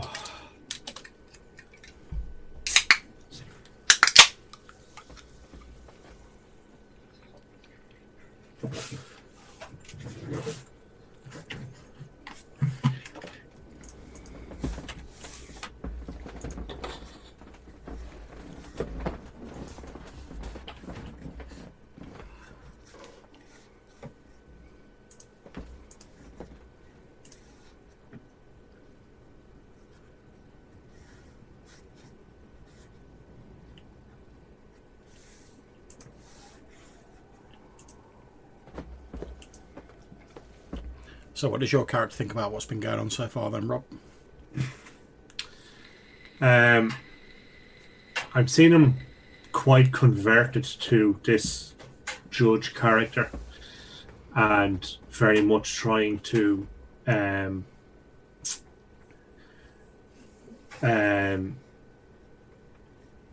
of start a kind of cult or religion to him to try and empower belief in him.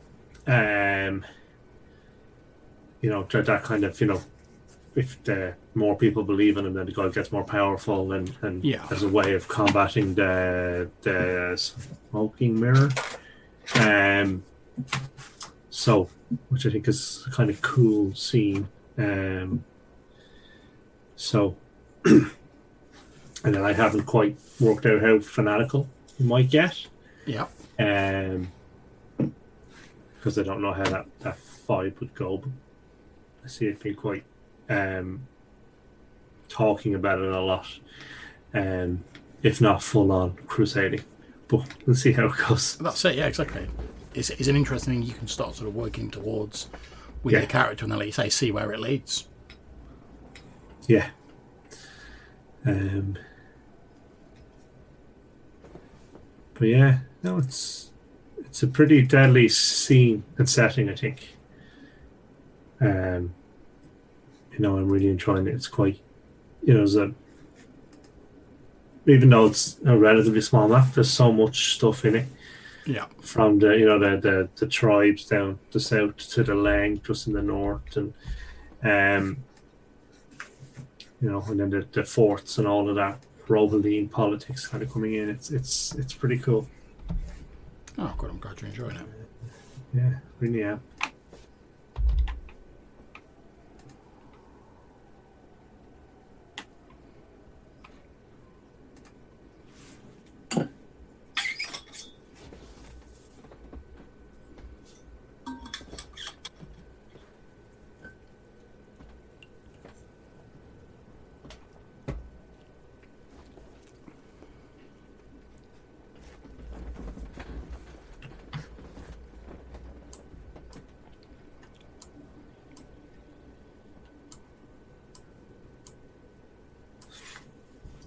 Just remind me again, the witch's oil Yep. is so the Order of Solaris Knights who are there and the dead that they attract. Who are they fighting against? Okay.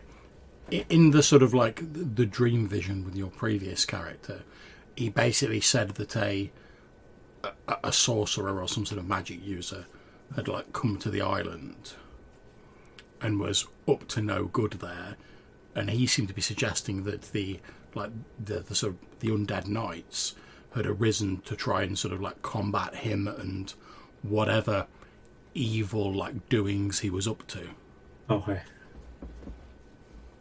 And they seem to be suggesting that like the knights sort of constantly fighting against him were what were like keeping him on the island, and they were sort of like drawing the dead to them to like replenish their forces, etc. Oh, okay. Against this sorcerer. Yeah. And it was vaguely suggested that like this sorcerer had some troops or men of his own, but the nature of them wasn't revealed. Okay. Okay. And there was no known connection between this sorcerer and the smoking mirror, right? It was just... Not as far as you're aware, no. It Okay. certainly wasn't mentioned. Okay.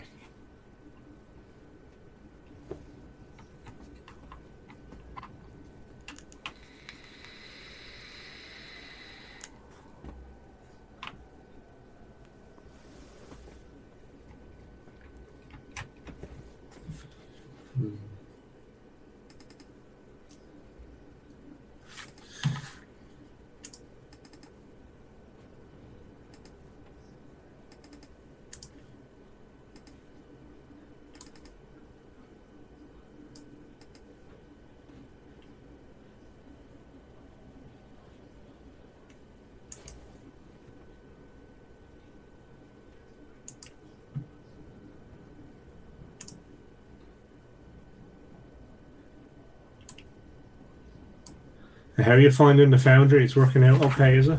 Yeah, I'm really enjoying it. I mean, there's a few little sort of idiosyncrasies like there are to any sort of new program, but yeah, as long as you've got a sort of system module that works well, like we've got with the OSE one, it seems to work great. I mean, I found setting up the maps a lot easier, like aligning the grids and that was all dead easy to do. Okay. I'm enjoying being able to put like my notes directly on the map. So like, I mean, obviously you guys can see some of the notes if you want, but like I've basically just like for the encounters I've been able to just like set up a journal entry, drop it onto the map, and then if you guys like go into that section like when you did with the glade, I can just like double click on the icon, pops up the notes for it, and I'm like, right, I know what's going on here, rather than me having to like page through like a ridiculous amount of like handouts. Okay. and you can like link to other handouts from within the text of a handout, which is pretty handy. So like if I'm like, oh, here's a handout for a village and such lives there, and I've got a separate handout for them or an NPC sheet, I can link to that, so I can just click on it rather than having to like keep jumping around. Okay, open a second. Yeah, okay. Which is pretty cool. Okay. And how is it for doing the moving the tokens on and for the kind of combat? It's not too bad. It Takes a little bit of getting used to, because like I say, it's got like its own sort of idiosyncrasies, but it's not too difficult, to be perfectly honest. Okay. The main thing that I had to sort of get my head around initially was the whole like adding people to an encounter, as we did like in the previous session, setting that up. But I did like a couple of little test runs between sessions, and it's like it's not that difficult. And to be fair, you don't need to use it if you don't want to. Yeah. So, but like I say, I've installed a module now, so like when I do set up an encounter, it shows like a sort of circular representation of like your hit points around like each of the characters, so you can see like how each person's doing. Oh, cool. There's also a handy little player like overview I've got set up where I've got like a little window, and it gives me like a little summary of your guys' character sheets, like your armor class, how many hit points you've got, just in like a little window. So I don't have to keep like bringing up your guys' character sheets, although I can access them from there if I need to. But I can just look at this little summary, like instead of me having to keep going like, oh, what's your armor class, Rob? Oh, what's your armor class? I can just have a quick look at this and be like, oh yeah, I can see how many hit points you're on, I can see what your armor class is, I can see like what your movement rate is, what your combat modifiers are, and that sort of stuff. Okay. And it's even got like your attributes on there as well. Oh, cool. Okay. Yeah. So that's pretty handy. Let's give it a look. Like I say, I found it's great if you can get like a rules module for the game you want. It's great. If you're trying to set up anything from scratch, unless you've got like programming skills, it's a pain in the backside. Okay. Because you can get like a basic sort of like world module, which is pretty much like you have to do everything yourself. But setting it up and setting up character sheets is a bit of a pain. Whereas at least with this, because that's all done for me, because I've got the OSE like rules module, and there's like I downloaded like an OSE compendium to go with it, which has all like the SRD like monsters and stuff like that in it, and items and whatnot. Okay, cool. So that saved me a hell of a lot of work. And are all the modules free, or do you pay for them as well as the software? They're all third party, so it depends. Pretty much all of the ones I've got are free. There are a few that people have set up where they're like people are like, you know, you have to have access to their like Patreon to like get access to them. Yeah, but I've just gone for like the free ones, and like the vast majority of them I found have been free. Okay. So, and like the OSE rules module and like compendium and whatnot, that was all free. So yeah. And like most of the different game types are free.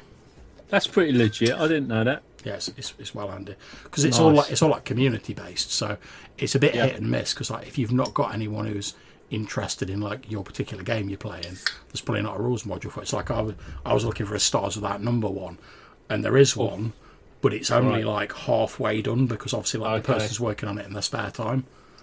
So yeah, well, old Jonesy was going on about the 5e support, weren't he? Yeah, there's loads of stuff for 5e because it's so popular. Yeah. But like, if you want a bit more of like a niche game, it basically just depends on whether someone with programming skills has been interested enough to make a rules set for it. Yeah, of course. Yeah, it's understandable. And do you reckon the Necrotic Gnome kind of facilitated the setting up of that, or is it just a fan? They didn't. It's been fan based. Okay. I know. We can soon find out for you, Rob. What I was going to say, I know because I've spoken to like Gavin Norman from Necrotic Gnome. It's super accessible. Yeah. So someone asked him that on his on the Necrotic Gnome Discord, and he's saying that at some point in the future, he does plan to like actually like get in touch with the person who's already done all the stuff for like OSE and see if they can sort of do some like joint venture to like improve it and whatever. But obviously he's got like his Kickstarter's going at the minute, then he's got his Dolman Wood book to bring out, so he's like, that's a distant future thing. And then he's like, young family, just yeah, he's got his hands full, hasn't he? So it's interesting, man. I do I do like the products. Just can't deal with the thieves. Well, you know my thoughts on thieves and OSR games, man. I'll tell you what, John. Old Sonny loves the Friday Monster thing. Oh, good.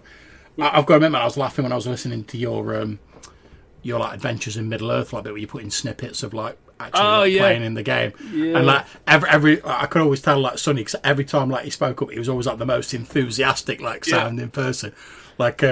When you were like, oh yeah, he's like a halfling out of Lord of the Rings, so he's got this, that, and the other, and he was like, oh, don't forget the pipe tobacco. Yeah, I put that. I deliberately, that really stuck out, that little clip, and I put it in because the smoke and. I'm glad he's enjoying the monster episodes, man. Like, give him my regards. Yeah, well, I said to him about doing a call in, so you'll probably get a call in from him sometime. That actual play was a little while ago. He's not as squeaky as that now. Well, if it's any consolation, man, I used to have like a really high pitched voice when I was young. So, and obviously I sound like fucking Barry White now. So it's just that the more enthusiastic he gets, the higher the pitch goes up. Yeah, man. So. Yeah. Okay, guys. So you're back in New Seal Land.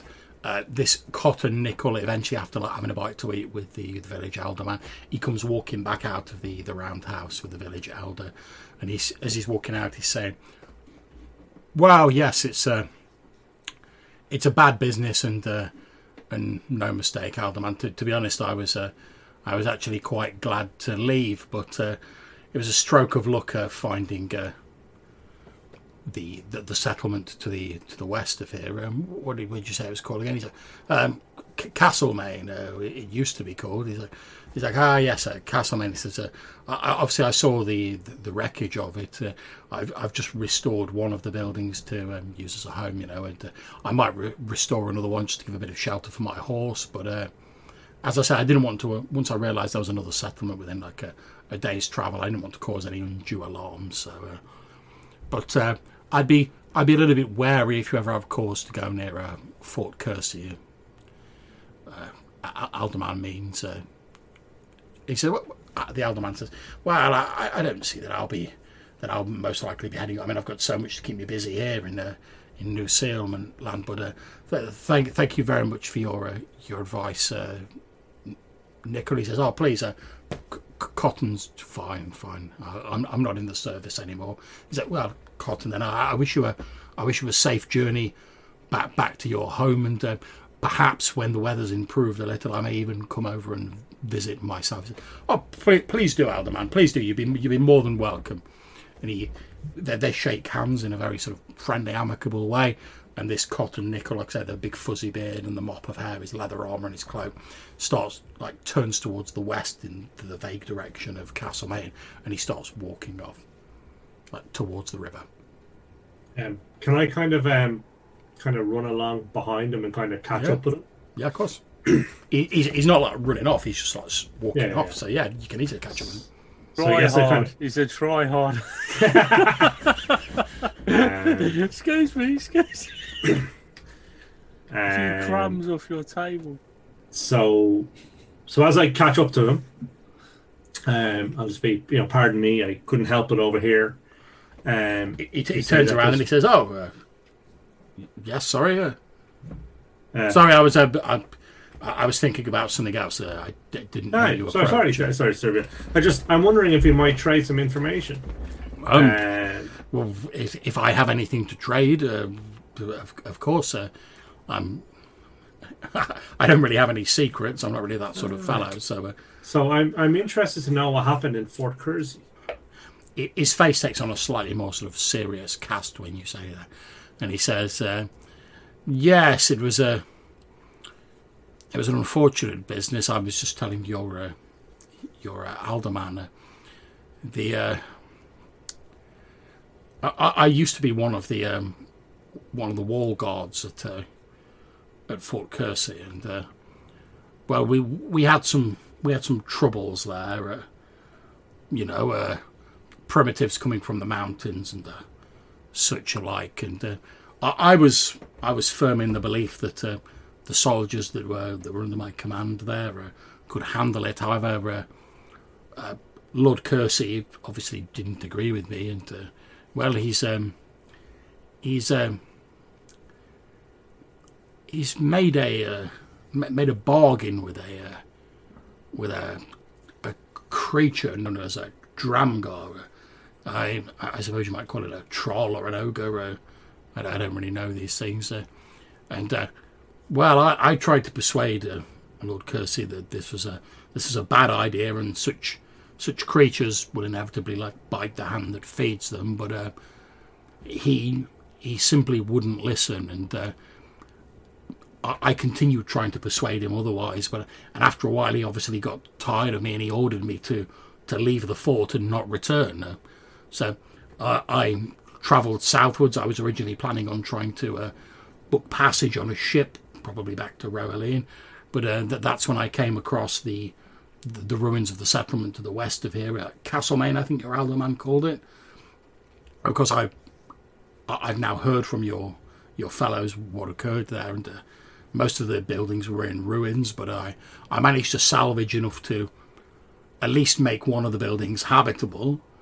And I've set myself up there. I mean, I'm used to being self-reliant and looking after myself, so it didn't really bother me. But whilst I was down at the river fishing one day, I spotted a couple of the villagers and obviously hailed them, and that led to me discovering that New Seal Land was here. And well, as you've no doubt just heard, I didn't want to alarm anyone if they saw any smoke from my fires or anything like that, so I decided to come over and introduce myself. And would you not move into New Seal Land and stay with us and grow it into a much more self-sufficient settlement, rather than setting up on your own so close to the Whalesong Forest? It's possible in the future. I had held out some hope that eventually I could return, that my Lord Kersey would see reason, and that I would be able to return to the fort and my friends there. But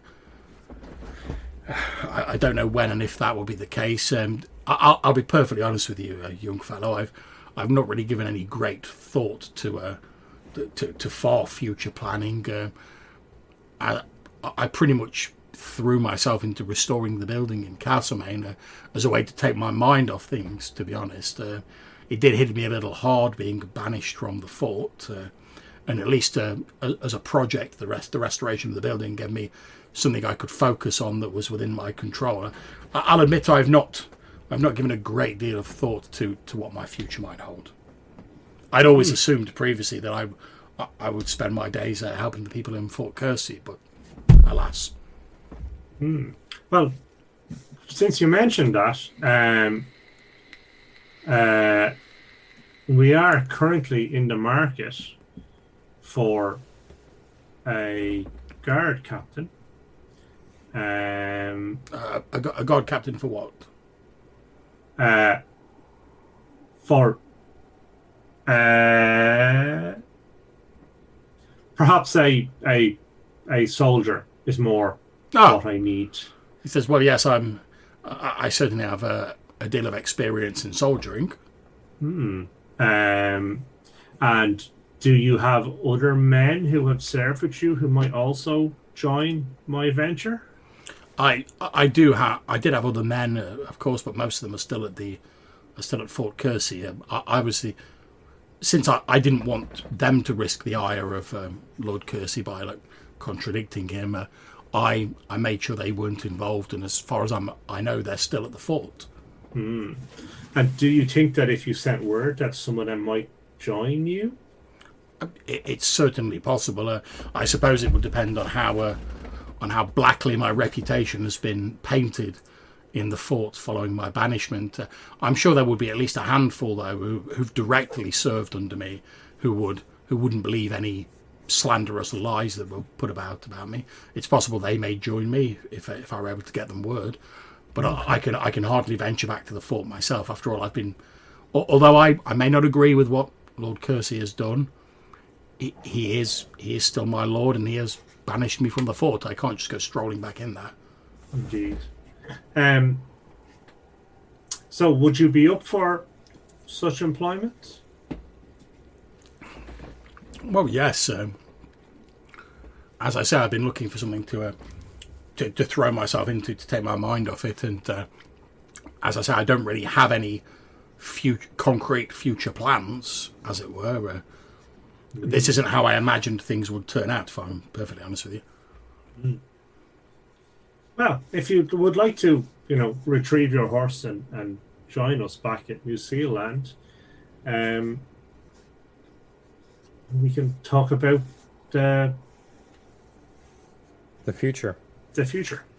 Well, yes, of course. I'll go and retrieve my horse and come back. I should be able to make it back for same time tomorrow.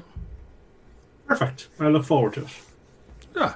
What's your name, young fellow? Malcolm Harp. Malcolm Harp. He says, well, in case you haven't heard, I'm Cotton Nickel. Yes. Formerly captain of the Fort Kershey Guards, but alas, no longer. Aye, but now you can be the captain of the New Zealand Guards. Perhaps. But should they form? Yeah. He says that although I must admit I have noticed precious little in the way of guards in your New Zealand. It's a pleasant enough settlement, but it is a small village. And I don't say that to be insulting.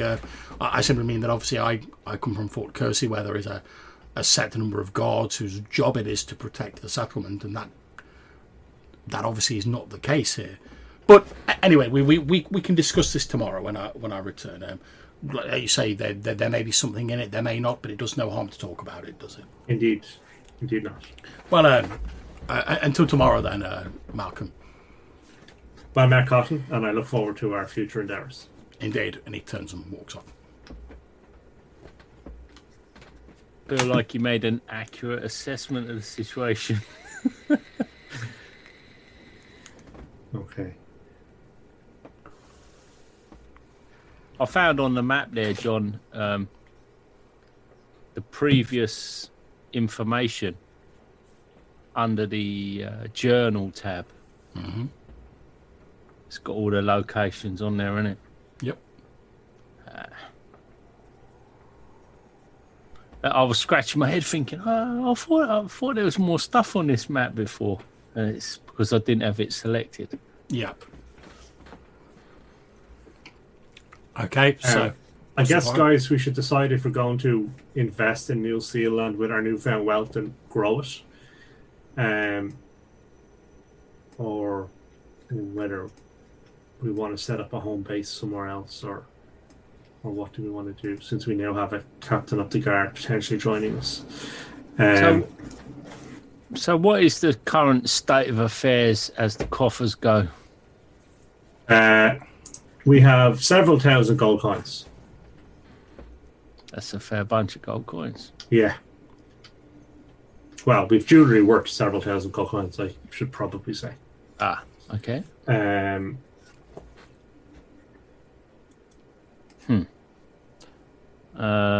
Right. As you're saying this, Hercules Buchanan, who's obviously still with you, pipes up and he's like, "How long do you think it'll be, gentlemen, before you can escort me to one of the forts, and I can that I can make arrangement to my passage back to Rohaleen to go and fetch my goods, etc." We will speak to our captain tomorrow, and I think that we should be able to leave the day after to see you safely. Splendid. Well, I mean, I don't know. Let's find somewhere to sort of set ourselves down and have a discussion and get rid of any hangers on. And I sort of glance across at said merchant. That means you. That means you. Shut your mouth. We've got business to talk. He says, well, if you'd rather I made myself scarce, I suppose I could always go and get a bite to eat while I'm here. And, since I'm going to be, according to our agreement, I'm going to be setting up my mercantile concern near here, I suppose I could go and soak up a bit of the local colour, as it were. Good idea. Do one. Great idea. Maybe He gives you a bit of a sour look, Leopold, as you're like, do one. And he's like, well, yes, well, I'll make myself scarce, but let me know when we're ready to depart. And he sort of nods at you all, and he wanders off to start talking to some of the villagers. Merchants and their and that basically just leaves you guys merchanting. Gowan Ramsey, like the old master of the Order Solaris. Yeah, I feel like we need to. Is there anything we can do to help him out? I mean, he's just old. He's not suffering anything in particular. I think we just set him up here as our sage. We just set him up in a longhouse nearby the fire or something. Yeah, that's fine. You escort him to one of the longhouses. Most of when you explain to like the villagers, like he's been ill, he's a little bit old, he's struggling a little bit. They're like, because obviously they're quite respectful to their elders in the village, hence like the elder man's like the eldest. So yeah, they take him into one of the long houses and they get him sort of set down near like the hearth fire in like the long house. Put like some blankets over him, and they probably like get him some like stew or something like that, and they get him settled down, and the villagers start like looking after him basically. Yeah, well, mate, our Leopold goes to some length to make sure that he's well looked after. Don't want to see the old fella disrespected or anything like that. So you get him settled in, and just you're about to leave, he sort of like puts a hand on your arm, Leopold, and he says, Master Dwarf, but before you leave, I must give you my deepest thanks for the kindness that you have shown me over this last week or so, especially with the loss of young Simon. Thank you for understanding my sorrow and for the kindness you've shown me. Yeah, it's not a trouble. It's the least I could do. He says, I'm sure the 8 dwarven ancestors are proud of you. Oh, I appreciate your recognition, and it's very good of you to say that. I endeavour to do my best. He smiles a little bit sadly, but he smiles and nods, and then he like turns back to the fire, like pulling the blankets around himself. One of the women hands him like some stew.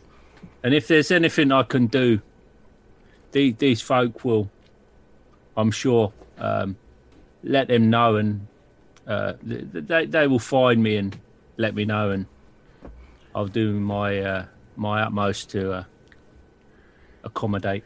You see, Reason Gibson, one of like the young ladies of the village, says, "Oh, don't you worry about it, Mr. Stavish. We'll make sure he's looked after right and proper." And I don't say nothing. I just like nod, and you hear her start sort of like talking to him as like you walk out.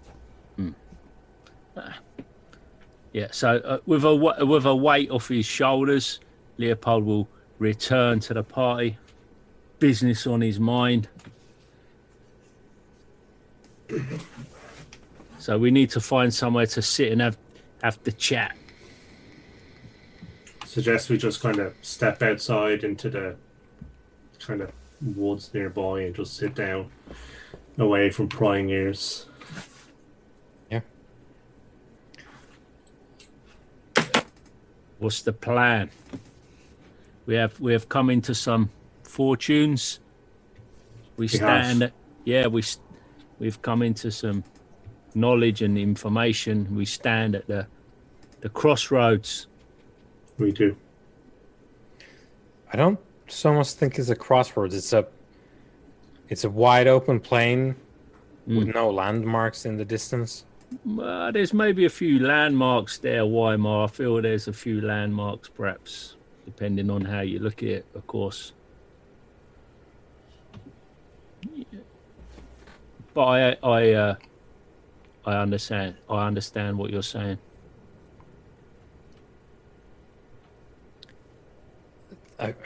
There's, if we're starting from the things that are easier and more achievable, we could go to the fort. To in the west. Yeah. We could go there. We could deliver our friend there. Mm-hmm.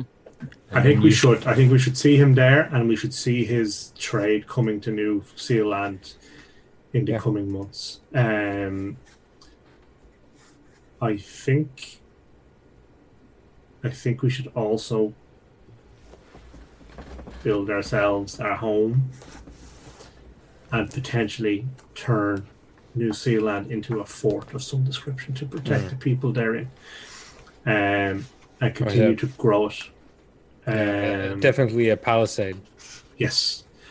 And a harbour of some description, or a pier of some description, to allow Buchanan and his goods to come on board.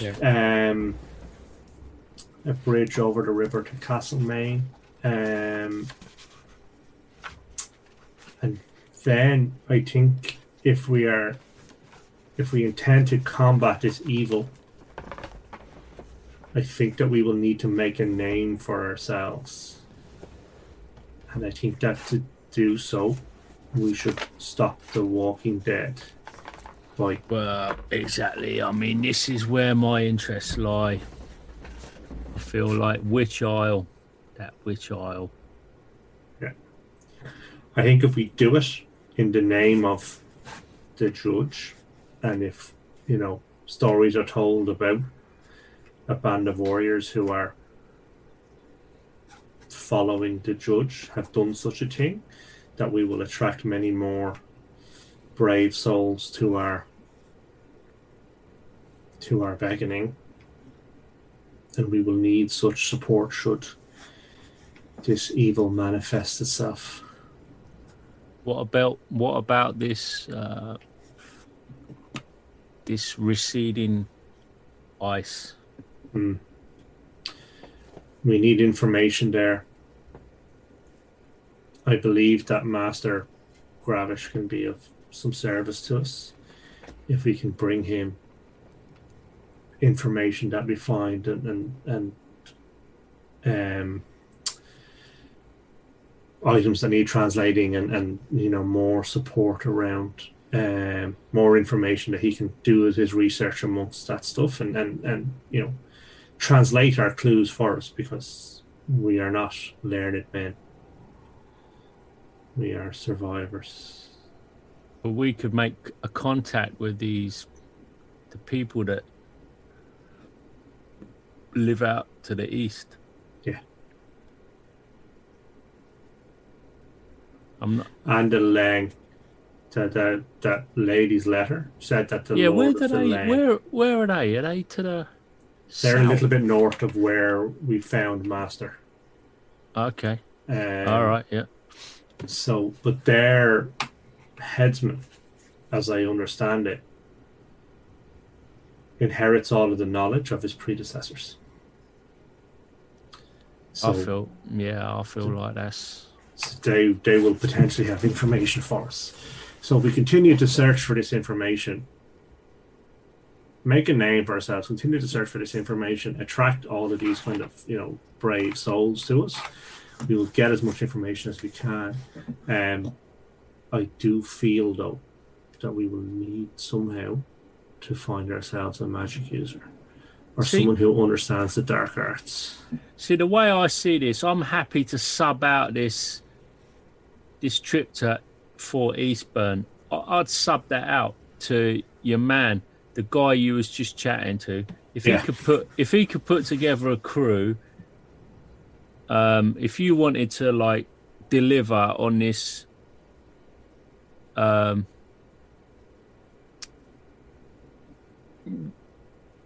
we basically told the merchant that we'd get him.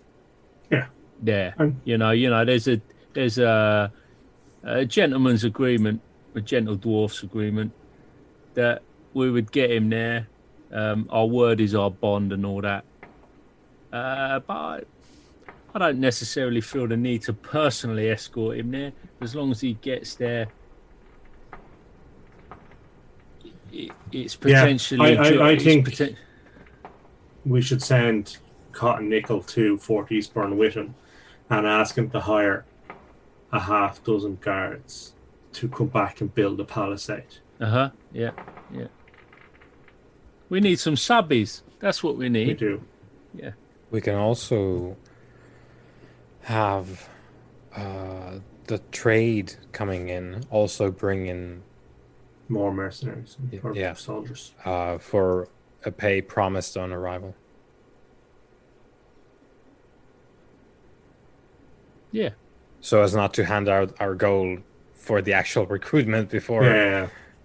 Yeah.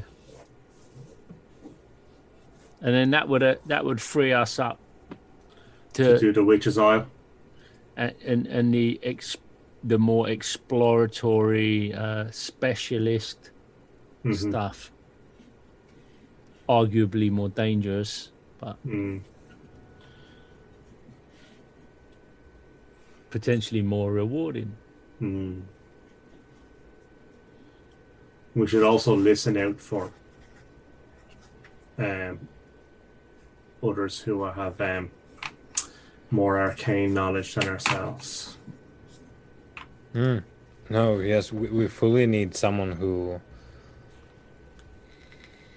could deal with the sort of glades that have a summer in them for no reason at all. That's something definitely for the future, but I don't know that we have anything we can pay those kinds of people with, though. So we got info. I guess that's true. But again, I think if we make our name for ourselves in such a small land, if word spreads of our deeds, we know a bunch more than these fools. We've you know what I mean. We've genned up. We've got the down low. We've got the down low. We know what's going on. We got the info dumps, haven't we? Really, so we can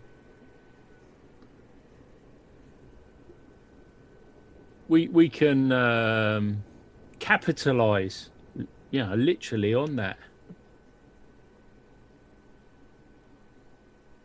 So if we can delve into some of that knowledge, work it to our advantage, like Johannes was saying, like when it all came to light, with the wish, much was revealed. I feel like there's a big old value on that information. We can capitalize on that if we play our cards right, and I think getting in touch with the Leng is the way to go. At the same time, dealing with the Walking Dead situation, that's sort of like you're saying, that's a way we could make a name for ourselves a little bit, perhaps if we play that right. See, I haven't been to that isle, so I feel like that's a little bit of a gap in my knowledge there.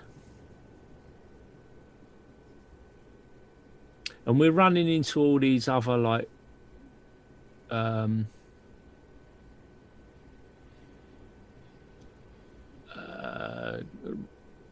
races is not a word. So we like discovered these ape-like folk. We discovered your fish-eating man up in the mountains there. So there's some Cyclops. Yeah, there's the Cyclops. So potentially they might be, well, if they're not loners, there's some factions. There's some factions going on. Yeah, and might be vastly more, judging from the yawn history lesson as well. Who knows what's up there? And I point to the plateau and the glaciers. As we know that some people weren't there. Yeah, so I think running the caravan guard mission for the merchant is not for us. I feel we can, like we're saying, sub that out. Yeah. Get your man on the case with a few other skins who are a little bit bulky, maybe, that have got a bit of something about them. A couple of wilderness folk, and set him off on his way. Get that trade link going. What do you reckon? Yeah, I think so. So if we get Cotton to go to Fort Eastburn with him, come back with guards, build a palisade, build a pier, get it ready for the trade to start coming in, potentially build a second or one or two more longhouses, and invest in that, and then we can. I think we should do the Witch's Isle. See if we can't use this newfound sword to really, defeat the sorcerer there, and make a name for ourselves as a full faction in this area, and kind of start attracting the right kind of support needed to deal with the evil that we know lies under the ice. Yeah. So what will we have to crack with the alderman? Sort of tell him what we're thinking in terms of setting up some defences. We'll get some stout fellows to get a palisade up, and we'll hire 6 guards, a captain and 6 guards to maintain it. And perhaps we could get the alderman on board to oversee some of that in our absence for the interests of the settlement. And certainly a few quid thrown his way, and the promise of the trade should be enough to do that. Mm-hmm. Yeah, I think it's certainly in his interest, because he's calling the shots here. It's just it's mutually beneficial arrangement. He is for now, but well. not for too much longer. But he is for now. Lord Harp sounds like a fine name. Did I miss something here? It's not a good dwarven name, though, is it?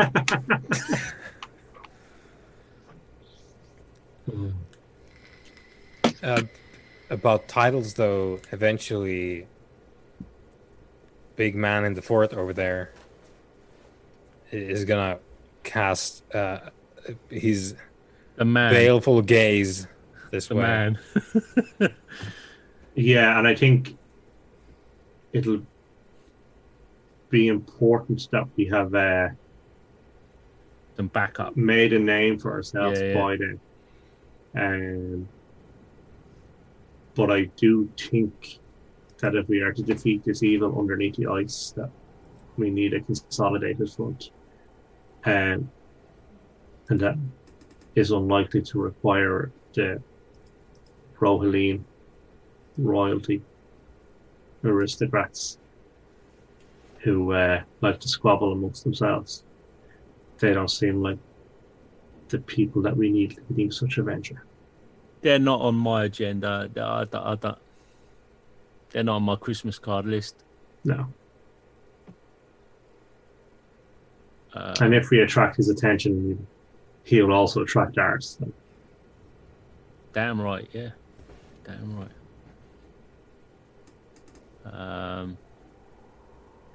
But I do agree that, as we build up our faction, we will come into conflict with those factions. Well, they'll come into conflict with us, won't they? They'll come grabbing. Yeah. So, as the crow flies from New Zealand to Fort Eastburn, I can probably do. Oh, can I measure You'll have a it? job. Fort Eastburn isn't on the map yet. You've not actually found out where it is. I thought. Oh no, sorry, you have. It's Fort Kersey. You don't know where it is. Yeah, no, Fort Kersey. I don't know. 60 odd mile away. So, 4 or 5 days. It's a 3 there and 3 back, right?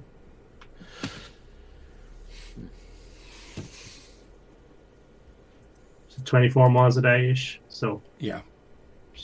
like a day and a half there and a day and a half back. Okay.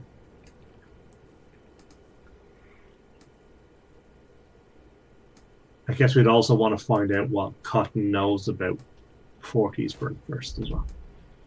And from him, where we believe Fort Kersey might be roughly.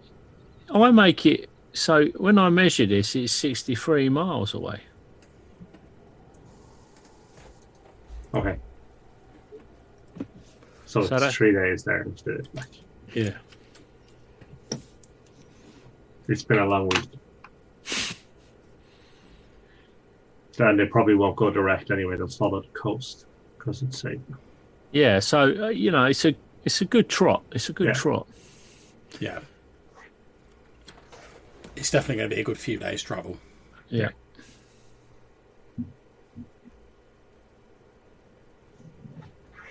Okay, so we have our plan.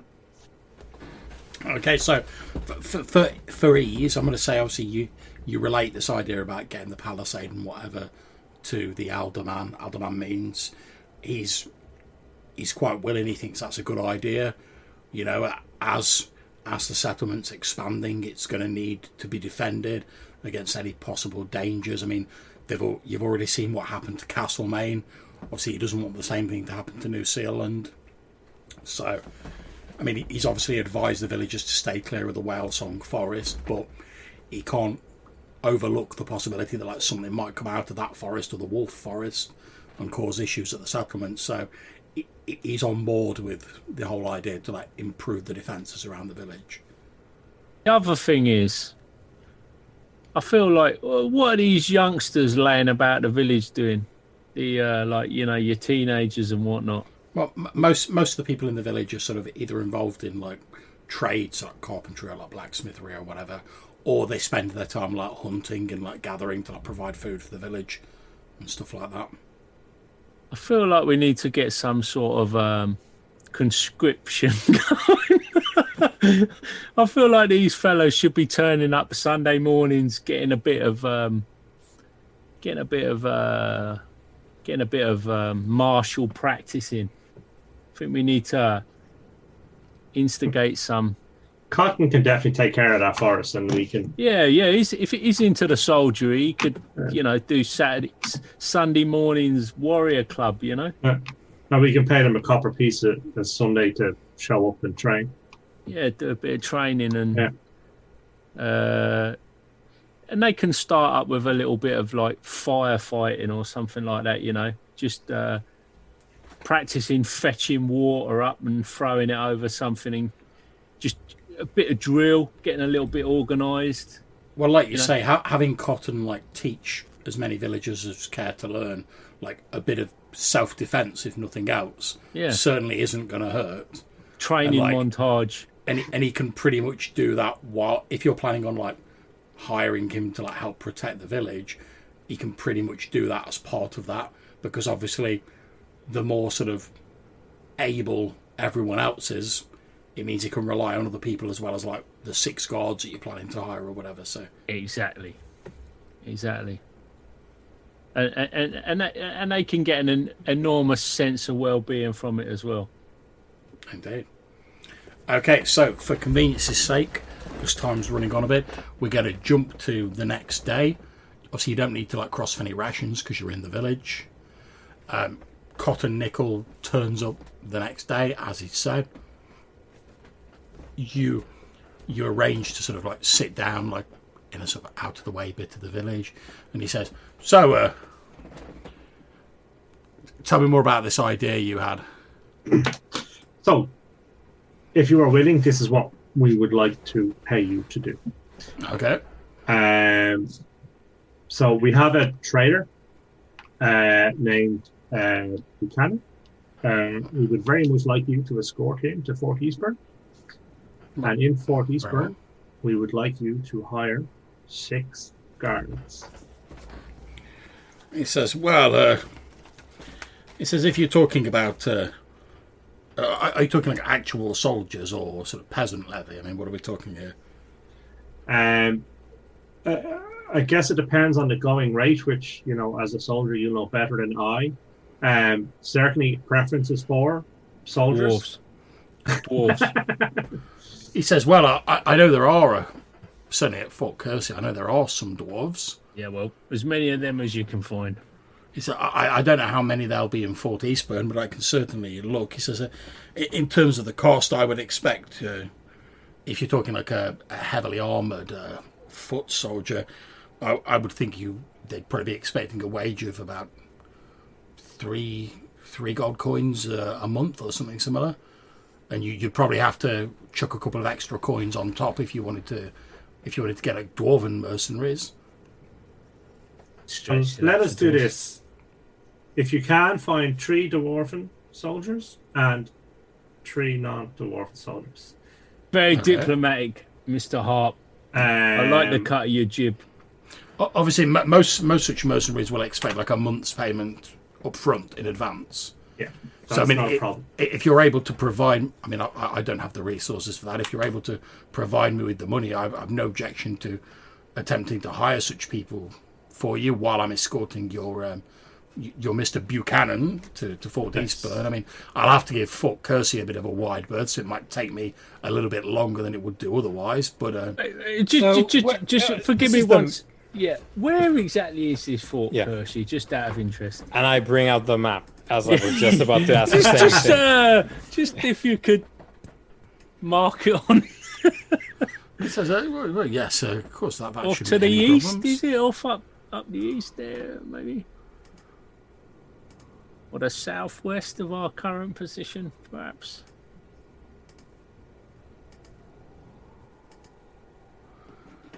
And on your map, he reveals that Fort Kersey is apparently here. Oh, not where I expected. Okay. So then, Cotton. So we will pay you 10 gold pieces a month to do this work for us, and we will pay you 2 months in advance. So I'll give him 20 gold coins. In addition to that, I'll give him like operating costs of like 50 gold coins, which should be enough to hire 6 men for almost 3 months. And then I don't quite know how much. Sorry. So in terms then of the palisade and some sort of pier for ships to land at, would that require gold as well as kind of manual labor? Just labor, isn't it? That's just labor, because that's all natural resources, isn't it? It would effectively require like gold in order to like facilitate it. Okay. I'm just sort of spitballing here, but like I'm building a moat, according to this, would cost like 400 gold pieces. So I'm going to assume that like a pier and all of the necessary bits and pieces to make that work would cost similar. Okay. So we're hiring someone else to do that. That ain't our dudes doing that. No, well, we're hiring this guy to take care of it. Yeah. No. And then how much for the palisade in addition to the pier then? Okay, palisade.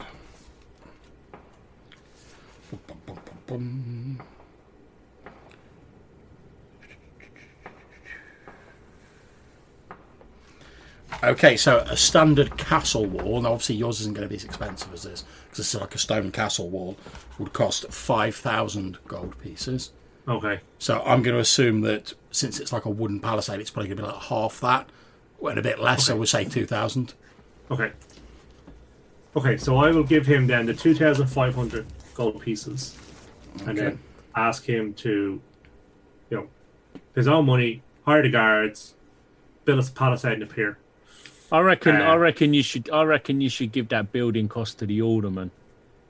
Okay. Split the money and sort the building costs out with the alderman because he's here, and he can like arrange the labourers and the materials and all of that, and that allows your man to deal with the soldiering and the militia issues.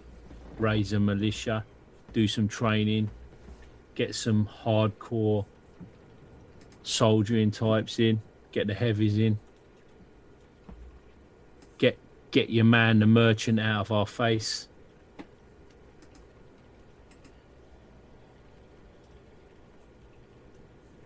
Okay, so we'll do that then, John.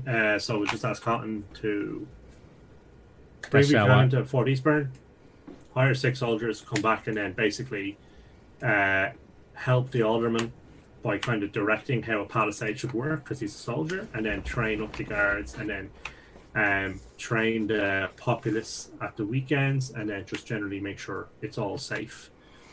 He says no. He says yes. That obviously you've given out the money and whatever, and he said yes. That should be fine.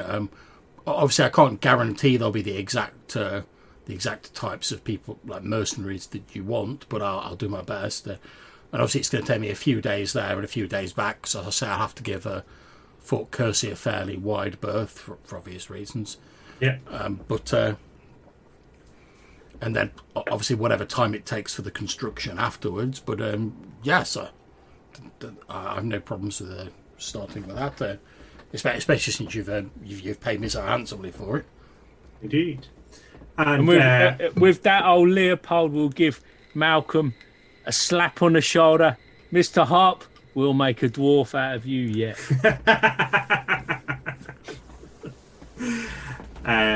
So before you go, Cotton, what do you know about the Lord at Fort Eastburn and Fort Eastburn itself? He says, he says Fort Eastburn. I believe it's Lord Moses Eastburn who runs the fort. I know he's got a second in command, Brannon, I think his name is, or Brandon, something like that.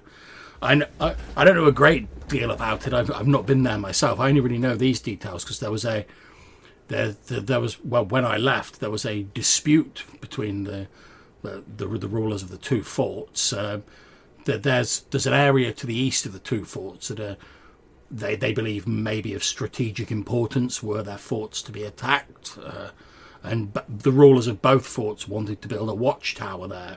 And obviously they'd come into it hadn't escalated to actual combat, but tensions were quite high. But back while I was at Fort Kersey, both lords eyeing up the territory and wanted to be the ones to put the tower there. Okay. I think, if I remember correctly, I don't know how true this is, but I remember hearing from one of the soldiers who served under me that the Lord of Fort Eastbourne he'd hired some of the ice nomads to help defend his fort. Okay. The soldier who served me said there was a little bit of tension there between the more civilized settlers, shall we call them, and the nomads. But how accurate that is and whether it's changed since, I honestly don't know. Sorry, just out of context, these nomads are the same tribal guys from the ice flows, the ice flow nomads, are they? Yeah. Yeah, okay. Okay. Interesting that they're for hire. Okay. Yeah, that's quite interesting. Yeah. He says, well, from what I understand, I mean, I'm no great expert on these ice nomads, but I understand it's a fairly sort of hand-to-mouth, difficult existence, as you might imagine, given where they live. I don't know what inducement Lord Eastburn gave them to have them in his service, but I should imagine being able to live in nice wooden buildings out of the cold certainly didn't hurt his case any. Now, do we know much about the ice nomads' territory? Because if they literally are from the ice, that's like a good 3 or 4 days journey west of Fort Eastburn. So do we think they're living in the mountains to the south of the lake? Our Which are- understanding is they live on the ice floes from some of the traders that we met. But they're obviously foraying, if that's the case, they're foraying quite far west. I wonder is there also ice floes to the west that we haven't seen?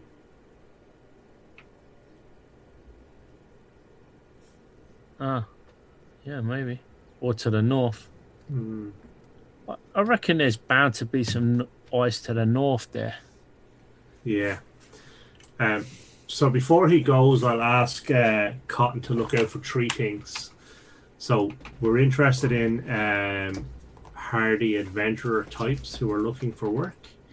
We're interested in anyone who seems to be learned in the ways of the arcane, or who's very strong on their kind of history. Well-educated folk. Yeah. And we are also interested in whatever he can find out about the hiring of ice nomads. Okay. Yes, indeed. Well, I can't promise anything, but I'll do my best.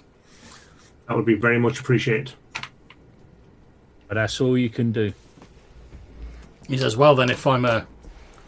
And obviously he's got his horse with him when he's came back. He says, well, then if I'm to take your Mr. Buchanan here to Fort Eastburn, I should really get underway as soon as possible. And he says, and he basically like, helps Buchanan like, up onto the back of his horse and then like climbs on himself. Okay. And he says, well, with any luck and a fair wind behind me, I should be back in 5 or 6 days, all told, and hopefully I'll have some good news for you. Excellent. I look forward to it. And if we're not here, we will return shortly thereafter. Blessings of the ancestors. He nods and then he sort of kicks the flank of his horse, wheels it around, and he starts like, obviously not like full bore galloping because he's got a dude on the back, and like Buchanan's obviously not a horse rider. And so he's like just like doing like a gentle trot, but he like starts disappearing off into the distance. Okay. So, is there any kind of seamstresses or such? There is Christopher Duncan, who is a milliner. He owns he basically makes a lot of the clothing for the people in the village, and like patching things up and stuff like that. Okay. And is there like a leather worker? I guess is maybe more what I want. There's not a specialist leather worker as such, no. However, there is Chastity Boyd, who is a tailor. So she like makes a lot of the newer clothes rather than patching them up, and you know that she does have some skill with like leather working, although she's not like a dedicated leather worker. Yeah. But she knows her way around like a piece of leather. Okay, so what I'm looking to get done then is I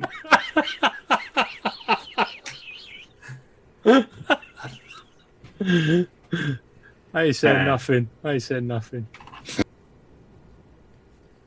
I'm looking to get this symbol that the judge had, this kind of scales. Was that what it was? Was it the scales? Yeah. So I'm looking to get that kind of embossed on my leather armor at the front as like a chest plate. Yeah, you speak to Chastity Boy, and she says, well, it's a simple enough job. Shouldn't cost more than like a single gold coin, or if you want the symbol to be fairly sort of small, I mean, obviously if it's bigger, it'll be more expensive. But I'd like it to be like full on. She says, well, even so, if you only wanted to, it's scribed into the leather, it's only going to cost you. It's only going to cost a couple of gold coins. Okay. I'll give her 5, and then Okay. ask her to put it top of the pile because we're leaving on the morning. Yep, not a problem. I mean, feel free to write that down on your character sheet because you will get that done, and you now have like I suppose like a leather jerkin with like the symbol of the judge on it. Perfect. And obviously, stick out your character sheet now, but she'll have that ready for you the next time you come back. Because, like I say, it's a fairly simple job. I mean, the symbol of the scales isn't very complicated, Yeah. and she's just got to inscribe it into that soft leather. That's easy enough to do. Okay. I'll probably get a pair of bracelets that are the same. Cool. Obviously, it's fairly thin leather, so it won't count as like armor or anything. No, But that's why it's like costing you next to nothing, because it's just like normal clothing, effectively. Yeah. Perfect.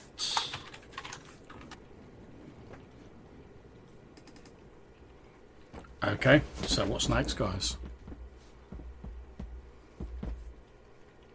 I think we just want to go to the Witch's Isle, don't we?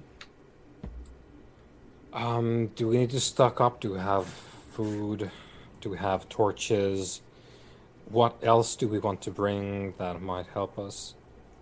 Well, I'd like to get some. I'd like to make some inquiries as to how I might get some armor. I seem to be getting into some risky situations. Well, if you want like leather armor, Yeah. you can buy that in the village. All right. That's not a problem, and that will set you back. Bum, bum, bum, bum, bum. Let's find the equipment list.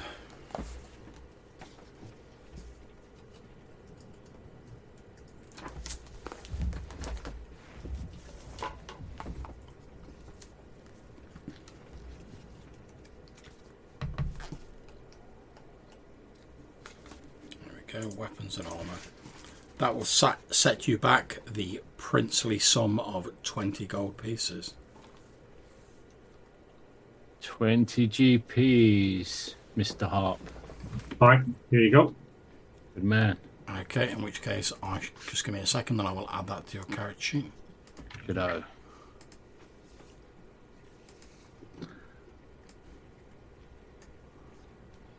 Ooh.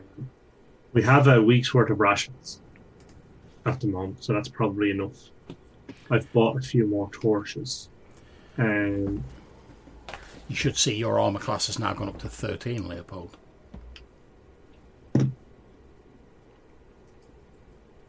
Indeed.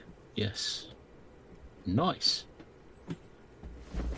And you have anything else? It's nothing fancy. It's just like a fairly plain, like sort of rough and ready suit of like leather armor.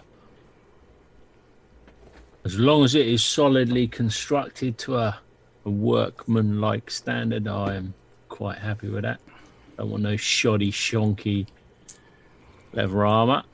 I mean, I'm not going to lie to you. It's not up to like the master, like dwarven artisans of old, but and again, it will have been made by like Chastity Boyd, probably with a bit of advice from Moses Hopkins, who's like the blacksmith, although he doesn't really do like the leather work himself, but obviously he knows a bit about armor. And yeah, she puts that together for you fairly quickly. Obviously, she has to like take your measurements and stuff like that, but she puts it together fairly quickly. I say it's not up to the dwarven craftsmen of old, but you know, it's not bad. It's not dwarven cave leather. Yeah, No, I will caution them that if it lets me down, they will know all about it. As long as I live to tell the tale. Okay, roll me a d6. Me? Yeah. Okay. A 5. Okay, so Chastity Boyd says, "Oh no, I'm sure it won't let you down, but Mr. Stavish. I'm sure it'll be fine. I mean, it's not pretty, but it should do the job." Good. This is not a rehearsal. She sort of chuckles a bit and then sort of repeats a bit under her breath, like, "Oh, not pretty, but it'll do the job." She goes, "Oh, a bit like myself." Well, I mean, discretion prevents me from commenting. She sort of chuckles a bit and like does one of them like punches on the shoulder, you know, like no, what you like. Yeah, I let her know I was only joking. She's obviously a stunner. She sort of laughs and you have a bit of a banter with her, and she like finishes fitting this armor. A flanter. That's it. That's what they all do, flantering now, isn't it? All the kids in the New Zealand flanter. Indeed. So what's next on the agenda, guys? Do we set out then? I think we do. I resist the urge to slip her a few gold coins to modify the design of Malcolm Harp's. I look at it and think momentarily about a bribe, but then think better of it. Okay, so you guys know following the river, it's going to take like a couple of days to get to the lake that Witch's Isle sits in the centre of. So do we think the mouthy sword is up for the task, Weimar? Absolutely no idea. That fills me with confidence. Well, Given let's that go and find out. Yes, I think more than anything else, it's more about trying to find out what is going on there and what this can do. More of a scouting trip than charging the gates, so to speak. So we'll see what we can do, I suppose, because that's all we can do right now. That is all we can do. How did you get to the island last time without a boat? We had a boat. Oh, you had a boat. And I'm wondering if we should actually buy a proper or make a proper canoe. If we spend some time in New Zealand. Because we have plenty of furs. We've done a good bit of hunting. Yeah. So we could actually, stretch there and make a proper, really light canoe that we could kind of carry with us if we left the river. An Algonquin birch bark canoe. Right. With the serial numbers filed off. Yeah, you don't want those. The canoe authorities can track you down. Yeah, I hear the canoe authorities are very litigious. Yes, yes. So should we do that? That will allow us to get... Yeah, I definitely think we should actually have a vehicle like fit for purpose instead of using all the rotten logs. Every time, yeah. Okay, so I'll let you know, guys, that getting a canoe is effectively going to cost you like 50 gold pieces. Perfect. But that'll be like a proper, actual proper canoe rather than just like some log you've hollowed out like last time. Yep. This is probably like a proper birch bark, legit Voyager canoe. Yeah, and it's because it's a canoe, it's pretty light. So you guys will be able to get it in New Zealand and carry it with you. That's not a problem. Portage. Indeed. Okay, so you start travelling north, following the river. Yep. Okay, so whoever's doing the leading, I'm not going to make you make a roll for seeing if you get lost because you're following the river. You can't get lost. You've just got to follow the river. That's absolutely fine. Let's see if there's any sort of a encounter while we're going full mountain man now. We just need to trap a few beavers and we'll be... Yeah. Job's a good one. All right, David Crockett. I need to get myself... I need to get myself one of them hats. The raccoon skin hats. Yeah. Okay. Yeah, we need the... you need the additions to your new leather armor with the dangly fringes, little fringe. Dangly bits. Dangly bits, yeah. The leather fringe. Yeah. Okay, so the first day's travel passes fairly uneventfully. Obviously, you all have to cross off one ration. Yeah, I'll also do a bit of hunting while the guys setting up the camp as well. If that's that's fine. Make a roll for it. Ooh. Not so much. Okay. I had a nice walk around the forest. Yeah, why not? Yeah, it's better than almost anything else we've rolled so far. The 16 wolves. Okay. Oh.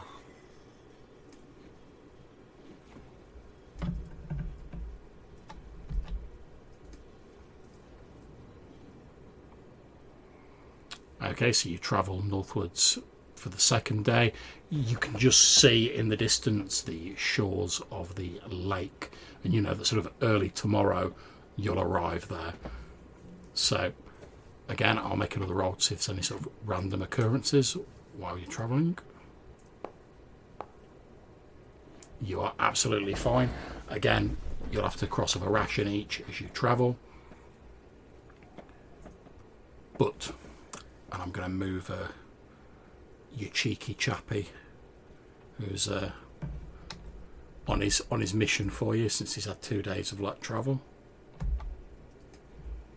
Obviously, you guys can't see this, but I've put like a little token for Cotton Nickel on the map, and like every time a day passes, I'm moving him across the map to like towards where he's going. Perfect. Yeah, we actually set out an NPC to the trail to not Oregon but Eastburn. Yes, indeed. Let's hope he lasts. Let's make a couple of cheeky rolls, see if anything unfortunate happens to him on the way. Well, maybe. Well, I don't like the look at that. Okay. So, on the third day, you guys arrive sort of on the shore of the lake, following one of the branches of the river. As you look out across the lake, it's early morning when you get to the shore of the lake, you can see, now that the fog has cleared, you can see the island that squats in the centre of the lake and the jagged, fang-like grey stone crags of the ruins that rise from the centre of it. As you look out towards it, there's an odd sort of stillness that hangs over the lake and the island in particular, that those of you who've been there before will be familiar with, since during the hours of daylight at least, the place is dead. There is no life really on the island. It's only when darkness falls that the unquiet spirits that rest there rise from their graves, and a grotesque mockery of life returns to the island.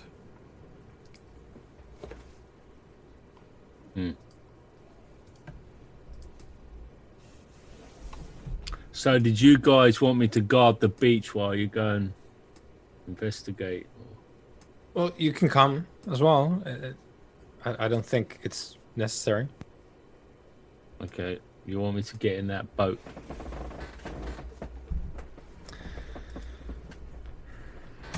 Right, so... You could also swim.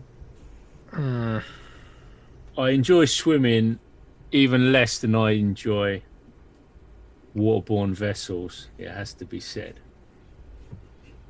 I prefer to be fully in contact with the solidness of the earth.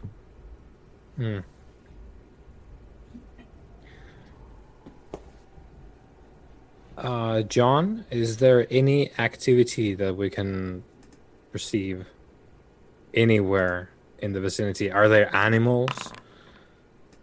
Are there the Walking Dead? Not as far as you can see at the moment. However, it is daytime, so you know that, like, certainly the Walking Dead you've seen only appear to be active at dark. Yeah. Obviously, it's up to you whether you guys want to like pole straight over there while it's daytime, or whether you want to wait until darkness falls. Yeah, I definitely think the first we enter there again should be during daylight. Yes. We just need young Leo here to man up and get in the boat. You'll have a long wait. I may dwarf up, but I will not man up under any circumstances. Just need to get him to like like slip some herbs into some like milk and get him to drink it, and then like put it in it when he's unconscious.